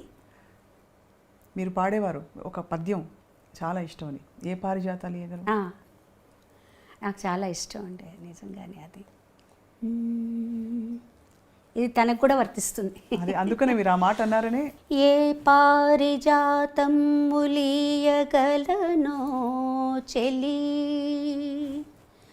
గిరిమల్లియలు తప్ప గరిక పూలు తప్ప, ఏ కానుకలను అందించగలనో సఖీ, గుండెలో తులదాచుకున్న వలపులు తప్ప, జగతిపై నడయాడు చంచలావల్లిక, తరుణియాకృతి దాల్చు శరదిందు చంద్రిక, శరదిందు చంద్రిక, కలువ పూల చెంత చేరి కైమోడు పుసేతును, నా కలికి మిన్న కన్నులలో కలకలమని విరియాలని, మబ్బులతో ఒక్కమారు మనవి చేసుకొందును, నా అంగన ఫాలాంగణమున ముంగురులై కదలాలని, చుక్కలతో ఒక్కసారి సూచింతును నా ప్రేయసి, నల్లని వాల్జడ సందుల మల్లియలై మొలవాలని, పూర్ణ సుధాకర బింబంబునకు వినతి సేతును నా పొలతికి, ముఖబింబమై కళలు దిద్దుకోవాలని, ప్రకృతి ముందు చేతులెత్తి ప్రార్థింతును కడసారిగా,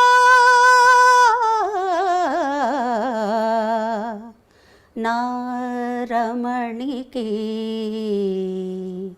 బదులుగా ఆకారము ధరించాలని. అద్భుతంగా ఉందండి, అద్భుతం. ఆ రవ్వలు కానీ సిన్సియరిటీ ఇన్కార్నేట్. ఇప్పుడు డబ్బింగ్ చెప్పట్లేదా శైలజ గారు మీరు? లేదండి, డబ్బింగ్ చాలా రోజులైందండి. అంటే ఇక్కడి నుంచి చెన్నై నుంచి హైదరాబాద్ షిఫ్ట్ అయ్యాక కొన్ని సినిమాలకు చెప్పాను. ఆ తర్వాత లేదు, చెప్పడం లేదు, చెప్పడం మొత్తం చాలా సినిమాలకు చెప్పారు. దాదాపు 60 to 70 సినిమాలు చెప్పానండి నేను. యాక్చువల్ అంటే అన్ని dubbing to dubbing, Malayalam dubbing, Kannada dubbing, Telugu dubbing, Telugu straight, Tamil straight. Malayalam మరేమా? మలయాళం కొరచ్ అరి, కానీ చాలా కష్టం కదండి. చాలా కష్టం అంటే పాడడం కూడా చాలా కష్టం మలయాళం. ఎన్ని నాళ్ళు ఉంటాయో, ఎన్ని రాళ్ళు ఉంటాయో. అమ్మో, ఎలా నేర్చుకున్నారు? నాకు దాస్ గారు నేర్పించారు, దాస్ గారు. ఆయన మ్యూజిక్ డైరెక్షన్లో పాడాను. ఆయన కూర్చోబెట్టి నేర్పించి నాకు ఒక కితాబ్ కూడా ఇచ్చారు. అన్నయ్య గారు చెప్పారు, నీకంటే తన ప్రొనౌన్సియేషన్ బాగుంటుంది మలయాళం అని. సో ఆయన నేర్పించారు ఎలా అన్నారు. తర్వాత ఆ పట్టుకోవడం కూడా వచ్చింది నాకు. వాళ్ళ ఒక ఫ్లో ఉంటుంది మలయాళంలో, జ్ఞాన్ ఎందు పోయి ఇందు వరే వరు అట్లా ఉంటుంది కదా, అది పట్టుకుని అది వచ్చిందనమాట.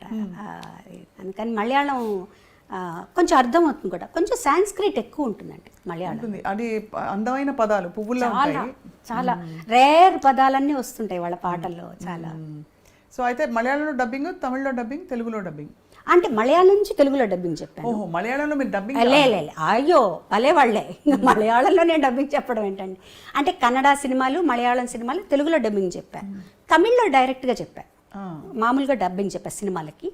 తెలుగులో యాజ్ ఇట్ ఇస్ మీకు తెలుసు డబ్బింగ్. నిన్నే పెళ్ళాడతాలో అది అల్లరి పిల్లే కనిపిస్తుంది మీ డబ్బింగ్. ఆఫ్ కోర్స్ చాలా సినిమాలు మీరు, కానీ ఈ రెండు మీరు కంటిన్యూ చేస్తున్నప్పుడు మీరు డైరెక్ట్గా అడిగేసేవారా నాకు దిస్ మై రెమ్యూనరేషన్ అని? అంటే కొంచెం జంక్ ఉంటుంది కదా మనకి. నేను నా రెమ్యూనరేషన్ గురించి నేను ఎప్పుడు అడిగేదాన్ని కాదండి, టు బీ ఫ్రాంక్. నిజంగా అది ఒక్కసారి నాకు మైనస్ కూడా. అవును, ఎందుకంటే విఠల్ గారు ఉండేవారు, బాలు గారు, ఆయనే చూసుకునేవారు. ఆయన వెళ్ళిపోయిన తర్వాత కూడా నాకు ఇంత అడగాలి, ఇంత చెప్పాలి అది తెలీదు నాకు. అవును, తెలీదు. ఆ తర్వాత నెమ్మదిగా నేర్చుకున్నాను అనమాట. ఫీల్డ్లో ఉండాలంటే మనం తప్పదు కదా, మనం మన కష్టానికి ఫలితం కూడా ఉండాలి కదా అని చెప్పి. మీ సాధన ఏగా అండి, అసలు డబ్బింగ్ చెప్తే వాయిస్ చాలా స్ట్రెయిన్ అవుతుందండి. అవును, చాలా స్ట్రెయిన్ అవుతుంది. పాడడానికి కూడా రఫ్ అయిపోతుంది వాయిస్. ఒకరోజు డబ్బింగ్ చెప్పి ఆ రోజు సాంగ్ పాడాలంటే కొంచెం కష్టంగా ఉంటుంది. అందులో కొన్ని సినిమాలు ఎక్కువ నేను చెప్పిన మన అరుపులు అలాంటివి ఉన్నాయి, ఎమోషనల్ ఉన్నాయి అనుకోండి, అవి చాలా అమ్మో చాలా కష్టం. చాలా మనం ఎక్కువ మాట్లాడితేనే యాక్చువల్గా గొంతు దెబ్బతింటుంది. కానీ పాడడం వల్ల దెబ్బతిందండి, మాట్లాడడం వల్ల దెబ్బతింటుంది. మీకు అడ్వాంటేజ్ మీ గొంతు చాలా rounded, young, high pitch voice. భగవంతుడి అనుగ్రహం అండి అది నిజంగా. మంచి చక్కటి, ఇప్పటికీ అందుకే యంగ్గా ఉందని ఇందాక మొదలుపెట్టింది. అలాగే మీ పాట విని మీ వారేమంటారు సుధాకర్ గారు? ఆయన ఎప్పుడు పాడమంటారండి. ఆయన ఎప్పుడు నేను పాడుతుంటే తనకు చాలా ఇష్టం, ఈ పాట పాడు, ఆ పాట పాడు అంటారు. అలాగే గెస్ట్లు ఎవరన్నా ఇంటికి వచ్చినా కూడా వాళ్ళు అడగక్కర్లే, ముందు ఏం చెప్పేస్తారు, మీకోసం ఒక పాట పాడుతుంటాను. అయ్యో ఎంత బాగుందండి. సో అది ఇబ్బందే లేదు తనకి. నా పాటలు అంటే చాలా ఇష్టం, ఎప్పుడు ఇంకా బాగా ప్రోత్సహిస్తారు. మీకు అభ్యంతరం లేకపోతే వారు మిమ్మల్ని బాగా అడిగి పాడించుకునే పాట మీ పెళ్ళైనప్పటి నుంచి? ఎప్పుడు అడిగించుకొని ఎక్కువగా ఆయన హిందీ పాట ఆచార్య పరదేశి పాడమంటారండి, చాలా ఇష్టం. మధుమతిలో అది చాలా ఇష్టం. హిందీ పాటలు ఎక్కువ అడుగుతారు. పాడతారా సుధాకర్ గారు కూడా పాడతారా? లేదండి, లేదు, నటనలోనే వద్దంటారు. నేను వింటే చాలు, పాడొద్దు అంటారు. బాగా ఎంజాయ్ చేస్తారు, బాగా ఎంజాయ్ చేస్తారు పాట.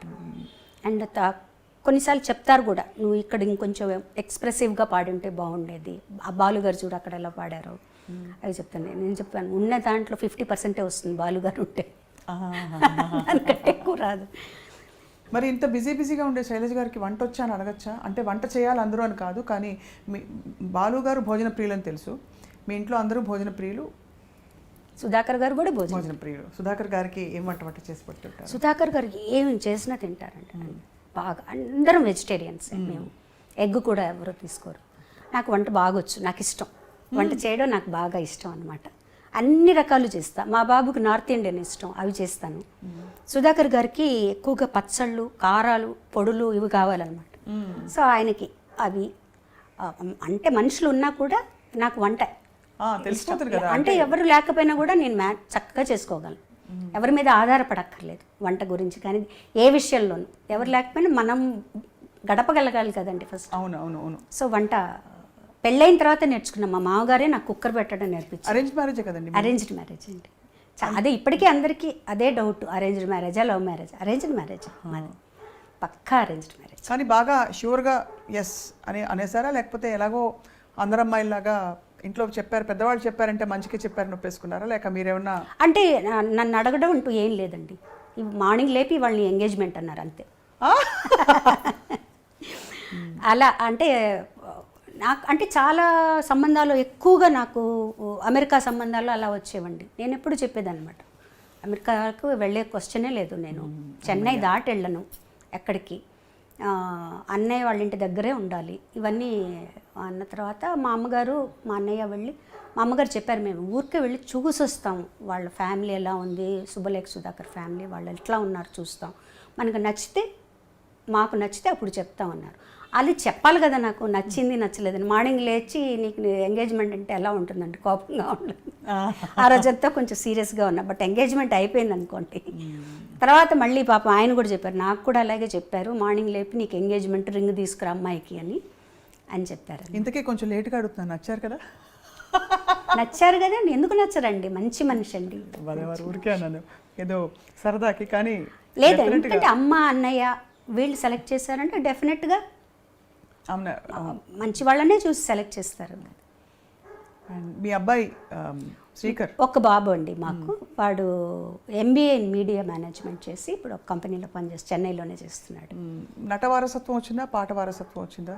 పాటలంటే పిచ్చి, మ్యూజిక్ అంటే ఏ వారసత్వం రాలేదు. వాడు జాబ్ చేసుకుంటూ హాయిగా ఉంటాను, పాటలు వింటూ. సినిమాలు పిచ్చి అనమాట, సినిమాలు చూస్తాడు బాగా అనలైజ్ చేస్తాడు, అవన్నీ చేస్తాడు. వాడు ఉండే వింగ్ కూడా అందులోనే ఇప్పుడు పనిచేసేది కూడా. సో వాడికి పాటలు చాలా ఇష్టం. ఇంతో అంతో పాట రాకుండా ఉండదు కదా? వచ్చుండి అంటే శృతి ఉంది నాకు తెలిసి, నా ముందర ఎప్పుడు పాడలేదు. నా నీస్ ఒకసారి రికార్డ్ చేసి పెట్టింది, వాడు ఎక్కడో వాళ్ళ పిల్లలందరూ పాడుతుంటే వాడిని కూడా పాడమని.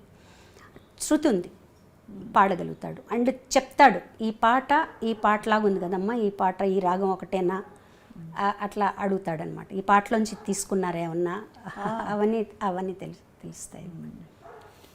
అంటే ఏ రకంగానూ ఇటు మా అబ్బాయి కానీ మా వారు కానీ నా కెరియర్కి ఎప్పుడూ ఇబ్బందిగా లేదు, నో చెప్పరు.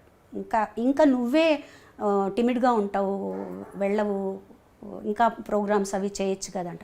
నేను కంఫర్టబుల్గా ఉన్నాను చాలు, నాకంటూ కొంచెం టైం కావాలి నా మెడిటేషన్స్కి, నాకు వాటికి. మెడిటేషన్ చేస్తారా? చేస్తాను, డైలీ చేస్తాను. రమణ మహర్షి? లేదండి, కామ్గా కూర్చుంటా. నా గురువు గారు వచ్చి చంద్రశేఖరేంద్ర సరస్వతి స్వామి వారు, కంచిపీఠారు. సో కామ్గా కూర్చుంటాను, నాలో ఉండే బ్యాడ్ అంతా పోవాలి, అందరి పట్ల లవ్ రావాలి. ప్రస్తుతం అందరి గురించి అందరూ బాగుండాలనుకోవాలి. అది కష్టం కదండి. మనం ఎంత లేదన్నా ఎక్కడో ఒక చోట ఏదో కోపాలు వస్తాయి ఒకళ్ళ మీద, అవేవి రాకుండా ఉండాలి. కానీ మానవ మాత్రులకే అది సహజం కదా? సహజం. అసలు కూర్చున్నప్పుడు ఎన్ని ఆలోచనలు వస్తాయండి, అప్పుడే వస్తాయి. ఎప్పుడు లేని అన్ని ఆలోచనలన్నీ అప్పుడే వస్తాయి అన్నమాట. అదే సాధన అనుకుంటాను నేను, వాటిని తీసేయడం, నలుగురు బాగుండాలనుకోవటం. సగం మనల్లో కానీ అసూయ లేకపోతే మనం హ్యాపీగా ఉంటామండి, ఆరోగ్యంగా ఉంటాం. తర్వాత రోజు ఇంట్లో అంటే ప్రయాణాలు లేకుండా ఇంట్లో ఉంటే రోజు క్రమం తప్పకుండా అమ్మవారి దగ్గర పాటలు పాడతానండి. మా అమ్మవారు ఉంది అంటే నాన్నగారి కోసం ఒక త్యాగరాజ కృతి, ఆ రోజు ఏదైతే ఆ అమ్మవారికి ఒక కృతి, ఇప్పుడు ఆంజనేయ స్వామి అయితే ఆంజనేయ స్వామికి ఒక కృతి, అలా పాడుకుంటాను. దేవుడి దగ్గర పాడడం అలవాటు. దేవుడు కచేరీ ఉన్నప్పుడు కూడా ఆ సాంగ్స్ దేవుడి దగ్గర పాడుకుంటా, ప్రాక్టీస్ చేసి. ముందు ప్రాక్టీస్ చేసి దేవుడి దగ్గర ఏ పాటలు అయితే అన్ని వాళ్ళకే స్టేజ్లో బాగా రావాలని కొత్త పాట పాడుతున్నాను అనుకోండి స్టేజ్లో, అది ప్రాక్టీస్ చేసి వాళ్ళ ముందర పాడి పాడతాను. చక్కగా ఇంటికి రాగానే తులసి కోట పైన దర్శనం ఇచ్చి ఎంత అందంగా ఎంత కళకళలాడుతూ కనిపించింది తులసమ్మ. తర్వాత పైకి రాగానే అగరత్తుల సువాసన భలే. నాకు కావాలని సపరేట్గా పెద్ద రూమ్ కట్టించుకున్నానండి, దేవుడి రూమ్. సో నేను ఇష్టదైవం అమ్మవారేనా? అమ్మవారే, లలితమ్మ. మీరు ఆ నిండుగా అమ్మవారి లక్షణాలన్నీ, అంటే ఒకవైపు సౌమ్యం, ఇంకోవైపు సముచితమైన రౌద్రము అన్నీ కలగలిసి అలా చక్కగా ఉన్నారు మీరు. అందుకని అమ్మవారి అంటే నేను నమ్ముతానండి, అమ్మవారి ఏ దైవం మనకి దగ్గరైతే ఆ దైవంలోని కొన్ని ఎనర్జీస్ అంటాం కదా, ఎనర్జీస్ తప్పకుండా ఉంటాయండి. ఇప్పుడు అందరు దేవుళ్ళు అమ్మవారే అనుకోవచ్చు మనం, సకల దేవుళ్ళు అమ్మవారే అనుకోవచ్చు. ఆ ఒక ఎనర్జీ ఉంది అక్కడ, ఆ ఎనర్జీ నన్ను కాపాడుతుంది. ఇప్పుడు ఒక్కటి గుర్తుపెట్టుకోండి, మనుషులు ఎవరి మీదన్నా మనం ఆధారపడ్డాం అనుకోండి, వాళ్ళు ఒక్కసారి మనల్ని బెట్రే చేసినప్పుడు మనకి జీవితం మీద ఒక రకమైన భయం, విరక్తి వస్తాయి. భగవంతుడే మన స్నేహితుడు అనుకోండి, భగవంతుడు భయపడకూడదు, మనం స్నేహితుడు అనుకోవాలి. అన్నీ చెప్పుకున్నాం అనుకోండి, అంటే మీరు ఆయన వింటాడు తప్పకుండా. ఒక ఎనర్జీ ఉంది. అది మీకు ఏమన్నా ఎప్పుడైనా స్వయంగా అవగతం అయిందా, అంటే ఇలా విన్నారు, నా మొరని భగవంతుడు ఆలకించాడని? అంటే కొన్ని షేర్ చేసుకోవచ్చు, కొన్ని షేర్ చేసుకోలేము. బట్ జరిగాయి ఎక్స్పీరియన్సెస్ జరిగాయి. అంటే ఇది అడగడానికి కూడా ఇది చాలా అత్యంత వ్యక్తిగత ప్రపంచంలోకి రావడం కాదు, కానీ దీనివల్ల ఇంకో 10 మందికి నమ్మకం కలుగుతుందండి. అంటే ఇప్పుడు ఉన్న ప్రపంచంలో మనకి దేవుడు ఉన్నాడా లేడా, దేవుడితో ఎలా కనెక్ట్ అవ్వాలి అనేది రకరకాల. నా ఉద్దేశంలో దేవుడు అంటే ప్రేమేనండి. ప్రేమ అంటే అన్కండిషనల్ లవ్. అది దాని మీద మనం ఫోకస్ చేసామంటే తప్పకుండా పనిచేస్తుందండి. చిన్న ఒక ఎగ్జాంపులే నేను చెప్తాను, నా లైఫ్లో నాకు జరిగిన ఎగ్జాంపుల్ నేను చెప్తాను. మా ఇంట్లో మీరు ఇప్పుడు వచ్చారు కదా, అక్కడ మామిడి చెట్టు ఉంది, పెద్ద మామిడి చెట్టు. ఓవర్ నైట్ దానికి అంత పెద్ద తేనె పట్టిందండి. అవి కొండ రాతి తేనెటీగలట అవి. అది ఎంత అంటే పోర్టికో కార్ దగ్గరకు తగులుతుంది, అంత పెద్దది పెట్టేసింది. ఒక 3 daysలో పెరిగిపోయింది. బయట వాళ్ళందరూ వచ్చి మాకు చెప్పారు, మా మీరు తీయించేసేయాలి, అది పిల్లలు ఏమన్నా క్రికెట్ ఆడుతూ బాల్ అది తగిలింది అనుకోండి, అవి రేగాయంటే కష్టం. పోలీసులు కూడా వచ్చి చెప్పారు, వాళ్ళెవరో పోలీసులకు చెప్పి వాళ్ళు కూడా చెప్పారు మీరు తీయించేయండి మేడం అని. మనుషులను పిలిపించాం, వాళ్ళు చూసి అమ్మ ఇవి రేర్గా వచ్చే తేనెటీగలు, మీరు రేపు 10 గంటలకు మేము వస్తాము, మీ నైబర్హుడ్ చెప్పండి చుట్టుపక్కల వాళ్ళకి లోపల ఉండమని, ఒక్కసారిగా మందు కొట్టాలి, అది ఎంత పెద్దదిగా ఉంది అని చెప్పి వెళ్ళారు. వాళ్ళు వస్తామని. నేను ఈవినింగ్ 6 o'clock మెడిటేషన్ కూర్చుంటాను. సరే నేను పైకి వెళ్ళి ఆ అమ్మవారి దగ్గర కూర్చొని నేను కమ్యూనికేట్ తేనెటీగలతో అనమాట. అంటే నేను మాట్లాడుకుంటూ ఉన్నా వాటితో, చచ్చిపోతారే మీరు, వాళ్ళు వచ్చి మందులు కొడతారు, నాకు ఇష్టం లేదు, మన ఇంట్లో ఇలా జరగడం, వెళ్ళిపోండే మీరందరూ, ఇలా మాట్లాడుకుంటూ ఉన్నానన్నమాట. మామూలుగా పిచ్చిగా, అది నాకేం అది ఏదో జరగాల నేను కాదు, వెళ్ళిపోండే, ఒక్కళ్ళు చచ్చిపోయినా కూడా నాకు బాధగా ఉంటుంది కదా, మా ఇంట్లో మీరందరూ ఉన్నారు, ఇన్ని రోజులు ఉన్నారు కదా, ఏమీ చేయలేదు అంటే. నైట్ అయితే అవన్నీ వాకిట్లోకి వచ్చేసేవండి, లైట్ చుట్టూ బ్లాక్ అనమాట, మబ్బులాగా అలా ఉండేవన్నమాట. తలుపు తీయాలంటే భయం వేసేది. ఒక 15 రోజులు అయింది అలా. సరే నేను ప్రే చేసుకునేటప్పుడు మటుకు నన్ను ఎవరు డిస్టర్బ్ చేయరు. కాల్స్ వచ్చినా కూడా, ఎవరన్నా వచ్చినా కూడా ఎవరు డిస్టర్బ్ చేయరు. లోపల మా డ్రైవర్ పరిగెత్తుకుంటూ వచ్చి డబడబడబడబడబా తలుపు కొట్టాడు. నాకు ఎవరికన్నా ఏమన్నా అయిందా, అంత ఎదుగా ఎవరు కొట్టరు కదా, నేను మెడిటేషన్లో ఉన్నానంటే ఎవరు తీరు కదా. నేను తీలే తలుపు. నేను బయటకు వచ్చేసి కిందికి వచ్చి ఏంటి అన్న, మేడం మీరు ఒకసారి పైన వరండాలోకి రండి, మీరు రండి మేడం అంటే అసలు తేనె పట్టు లేదు. ఎలా? తేనె పట్టు లేదు. తేనె పట్టు ఈగలు వెళ్ళిపోతే ఉంటుంది కదండి, ఆ వ్యాక్స్ లేదు. వీళ్ళందరూ చూశారు. ఆ అబ్బాయి అప్పుడే నన్ను మీరు చూద్దురు రండి, వాళ్ళందరూ మాట్లాడుకుంటున్నారు బయట, డ్రైవర్స్ అందరూ, మా డ్రైవరు పక్కన డ్రైవర్లు అందరూ, ఇది మనకి వాళ్ళు ఉన్నారు కాబట్టి ఇది తార్కాణం అండి జరిగింది అని. ఉన్నట్టుండి ఒక వర్ల్విండ్ లాగా లేచిందట, అది మొత్తం లేచి వీళ్ళందరూ భయపడిపోయారట, మన మీదకి వస్తుంది అని చెప్పి అందరూ ఎవరెవరు ఇళ్లల్లోకి వాళ్ళు పరిగెడుతున్నారట. ఒక్కసారి పైకి వెళ్ళిపోయినాయండి, అన్నీ మొత్తం వెళ్ళిపోయినాయి. అద్భుతం కదా ఇది. అద్భుతం అంటే అసలు నాకేం అర్థం కాల. నేను ముందు దేవుడి రూమ్లోకి వెళ్ళి అమ్మవారికి థ్యాంక్స్ చెప్పా, అమ్మ థ్యాంక్స్, నువ్వు నాకు హెల్ప్ చేసావు, అవి చచ్చిపోకుండా నా మాట విన్నాయి. ఏదో పిచ్చి పిచ్చిగా మాట్లాడుకుంటాను నేను. మా అబ్బాయి కూడా అంటుంటాడు, ఏంటమ్మా ఎవరో ఫ్రెండ్తో మాట్లాడినట్టు నువ్వు మాట్లాడేసుకుంటూ ఉంటావు ఏంటి అంటే. నా ఫ్రెండే దేవుడు అని మాట్లాడుకుంటాను. ఒక ఎనర్జీ, అది లలితమ్మ కావచ్చు, శివుడు కావచ్చు, ఎవరన్నా కావచ్చు, ఒక ఎనర్జీ ఉంది, అది నా మాట వింటుంది, చెప్పుకుంటాను. ఇది జరిగిందండి నాకు. నేను వాళ్ళందరిని అడిగాను, మీరందరూ ఉన్నారు కదా, ఒక మొబైల్తో ఒక తీసుంటచ్చు కదా పిక్చరు అని. మేడం అంత అది చూస్తుంటే మమ్మల్ని ఎక్కడ కొడతాయో అని చెప్పి మేము పారిపోయాం మేడం. అసలు అంత వితిన్ 10 seconds వెళ్ళిపోయినాయండి మొత్తం. అద్భుతం. ఏమీ లేదు, అద్భుతం నిజంగా. నేను అదే అనుకున్నాను. మనం ఏమనుకున్నాం, వాటికి ఏమీ కాకూడదు అనుకున్నాం, వాటికి మంచి జరగాలనుకున్నాం. చెడు స్వార్థం ఏమీ లేదు. పక్క రోజు వాళ్ళు వచ్చి వేరే వాళ్ళని పెట్టి తీయించారా మేడం, మేము వస్తామని చెప్పాం కదా, మీరు వేరే వాళ్ళు తక్కువ డబ్బులు ఇచ్చుంటారు అందుకని మీరు తీయించారు. లేదు బాబు అవి వెళ్ళిపోయాయంటే వాళ్ళు నమ్మరు. సో ఇలా చిన్నవేనండి, అవి మనకి ఎంత ఒక ఎనర్జీని ఇస్తాయి తెలుసా అండి. ఇలాంటి సంఘటనలు కదా చాలా ఎనర్జీని ఇస్తాయి. అంటే రీకన్ఫర్మేషన్ కదండి, అది నమ్మే వాళ్ళకి తెలుస్తుంది. అవును. పరిపూర్ణమైన జ్ఞానం నుంచి వచ్చిన ఒక శాంతం మీలో కనిపిస్తుంది శైలజ గారు. అంటే ఇవాళ మీరు పంచుకున్న విషయాలన్నీ నిజంగా చాలా అత్యంత మీ అంతరంగిక ప్రపంచంలోకి మాకు ఒక అవకాశం ఇచ్చారు. తొంగి చూసి మీ జీవితం గురించి తెలుసుకోవడం, అందరికీ చెప్పడం ద్వారా చాలామందికి ఒక కనువిప్పు, ఒక పాఠం అని అనలేను, బట్ చాలా విషయాలు నేర్చుకోవడం. ఏం లేదండి, యాక్చువల్గా అందరికీ తెలుసండి.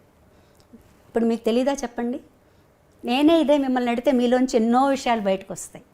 కొంతమంది అవకాశం వస్తుంది అప్పుడప్పుడు, కొంతమందికి రాదు, అంతే. చాలామందికి ఇప్పుడు ఆ అవేర్నెస్ వచ్చిందండి, చాలా మటుకు వచ్చింది. మీరే గమనించండి, మీరు కొంతమందిని ఇంటర్వ్యూ చేస్తుంటారు ఈ మధ్య కాలంలో, చాలా మందిలో అవేర్నెస్ వస్తోందండి, ఒక ఒక వేరే ఏదో ఉంది, మనం ఆ ప్రశాంతతను పొందొచ్చు, ఇవి కాదు అనే ఒక రియలైజేషన్ వస్తుందండి. చాలా సంతోషించదగ్గ విషయం. ఈ సందర్భంగా మీ అనుమతితో మొలచిన దేహము ముదియుటకును సరి తలచిన దైవము తనలోనే మాయామోహము మానదిది అని బాలుగారు ఆవిష్కరించిన సీడీ అండి ఇది. చాలా గొప్ప ప్రయాణం శైలజ గారు.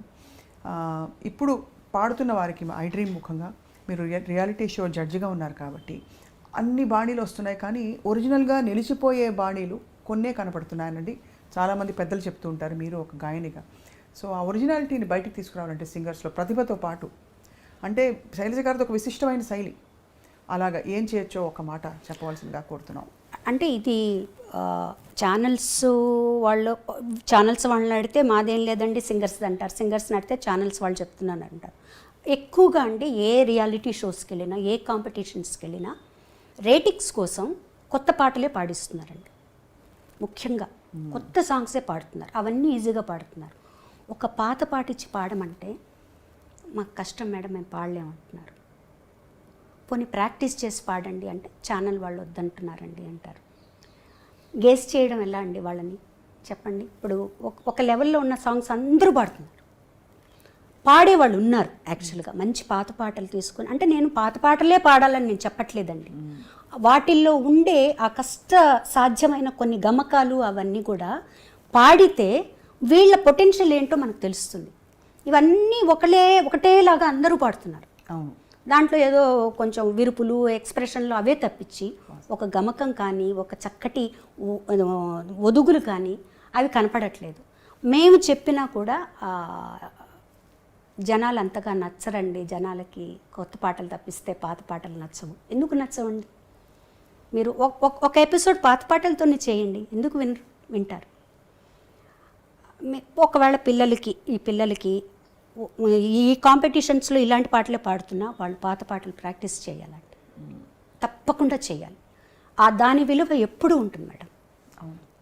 ఇప్పుడు నేను ప్రాక్టీస్ చేయకుండా వదిలేశాను అనుకోండి, గబొక్కన ఏ పారిజాతం లేదలను ఎలా పాడగలుగుతాను చెప్పండి. నేను ప్రాక్టీస్ చేస్తుంటేనే అది నేను అప్పుడు వచ్చిన పాటే అది, కానీ దాని మీద ఒక మక్కువ ఉండాలి. ఆ పాటలో ఏదో ఒక మక్కువ ఉంది, దానిలో ఏముంది విషయం తెలియాలి. తర్వాత వాళ్ళని మేము కరెక్ట్గా అనలైజ్ చేయడం ఈజీ అవుతుంది. ఈ పాట వీళ్ళు పాడగలుగుతున్నారు, వీళ్ళల్లో ఈ పొటెన్షియల్ ఉంది అని. అన్ని పాటలు పాడమంటాను నేను. ఇవే కాదు, అన్ని పాత పాటలు కూడా తీసుకొని ప్రాక్టీస్ చేయండి. ఒక్క పాత పాట తీసుకొని ప్రాక్టీస్ చేస్తే చాలు. ఒక రోజుకు ఒక పాట తీసుకొని ప్రాక్టీస్ చేస్తే చాలండి అసలు నిజంగా. అంటే నేను పాతకాలం పాటలే గొప్ప, ఇప్పుడు గొప్ప అని నేను ఏమీ చెప్పట్లేదు. మీరు ప్రాక్టీస్ చేసి చూడండి, అది ఎంత కష్టమో తెలుస్తుంది. అది మీరు 50% పాడినా చాలు మీకు. అది నా ఉద్దేశం అండి. అంటే నేను ఎవరి మీద ఫోర్స్ చేసి ఇవే పాడాలని నేను చెప్పట్లేదు. ఒకటే రకమైన పాటలు విని విని విని కూడా ఒక్కోసారి చాలా చికాకేస్తుందండి. అన్నీ ఒకటే రకమైన సాంగ్స్, అన్నీ ఒకటే ఎక్స్ప్రెషన్స్, అన్నీ ఒకటే ఇవి. సో మీరు ఆలోచించండి, ఉదయం 9 నుంచి తెల్లవారుజామున 3 గంటల వరకు షూటింగ్ జరిగేటప్పుడు ఇవే పాటలు మనం వింటున్నాం అనుకోండి, పక్క రోజు ఎవరన్నా పాట అన్నారంటే కోపం వచ్చేస్తుంది. నిజంగా మీరు ఎంత ఓపెన్గా చెప్పినందుకు మీ నమస్కారాలు. Thank you. మంచి మాట, నిజంగా చెప్తున్నా. నా వరకైతే నాకు అలాగే అనిపిస్తుంది.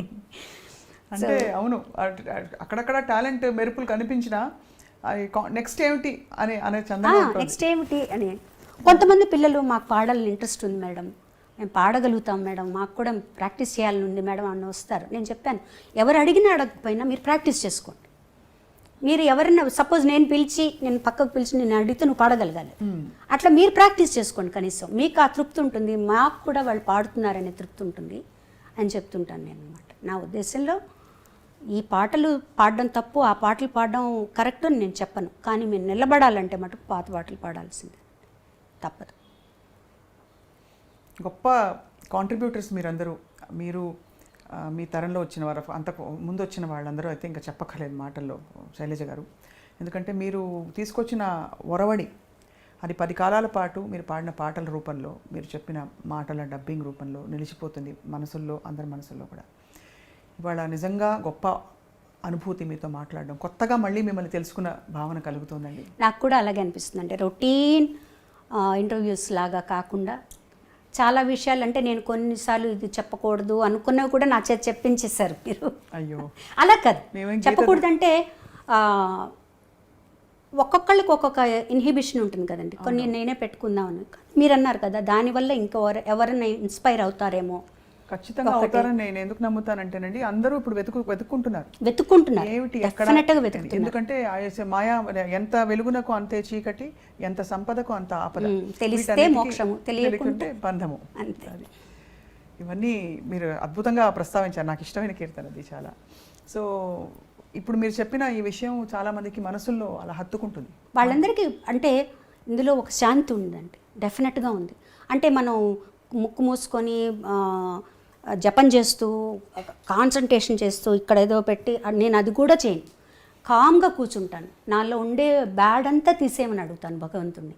తీసేసి ఒక ఎనర్జీ ఉంది పైన, ఒక అద్భుతమైన ఎనర్జీ ఉంది, అందరి మీద ప్రసరిస్తోంది. అది నాకు తెలుసుకునేటట్టు చేయి, నాలో ప్రవహించనియదు. ఇదే నేను ప్రాక్టీస్ చేస్తానండి. ఎందుకంటే ఏం చేయను, సాధ్యమైనంత వరకు అందరినీ ఒక సమదృష్టితో చూసేటట్టు. అది కష్టం అండి, అది సాధన చేయడం చాలా ఒక్క రోజులో వచ్చేది కాదు. భగవంతుడు అనుగ్రహం మనకు ఉండాలి, అంతే, తప్పదు. అందరినీ ఒకేలాగా చూడాలి, అందరి పట్ల నిజమైన ప్రేమ ఉండాలి, ఆర్టిఫిషియాలిటీ ఉండకూడదు, అందరూ బాగుండాలని కోరుకోవాలి. అదే మెడిటేషన్ అని నా ఉద్దేశం అండి. చాలా గొప్పగా చెప్పారు. ఇది తుది మెరుపు అండ్ ప్రేక్షకులందరికీ, చూసే వాళ్ళందరికీ కూడా ఒక చక్కటి సిద్ధాంతం, ఒక చక్కటి బాట వేశారు మీరు ఇవాళ. శైలజ గారు, మా ఐ డ్రీమ్ ప్రేక్షకులు మీకోసం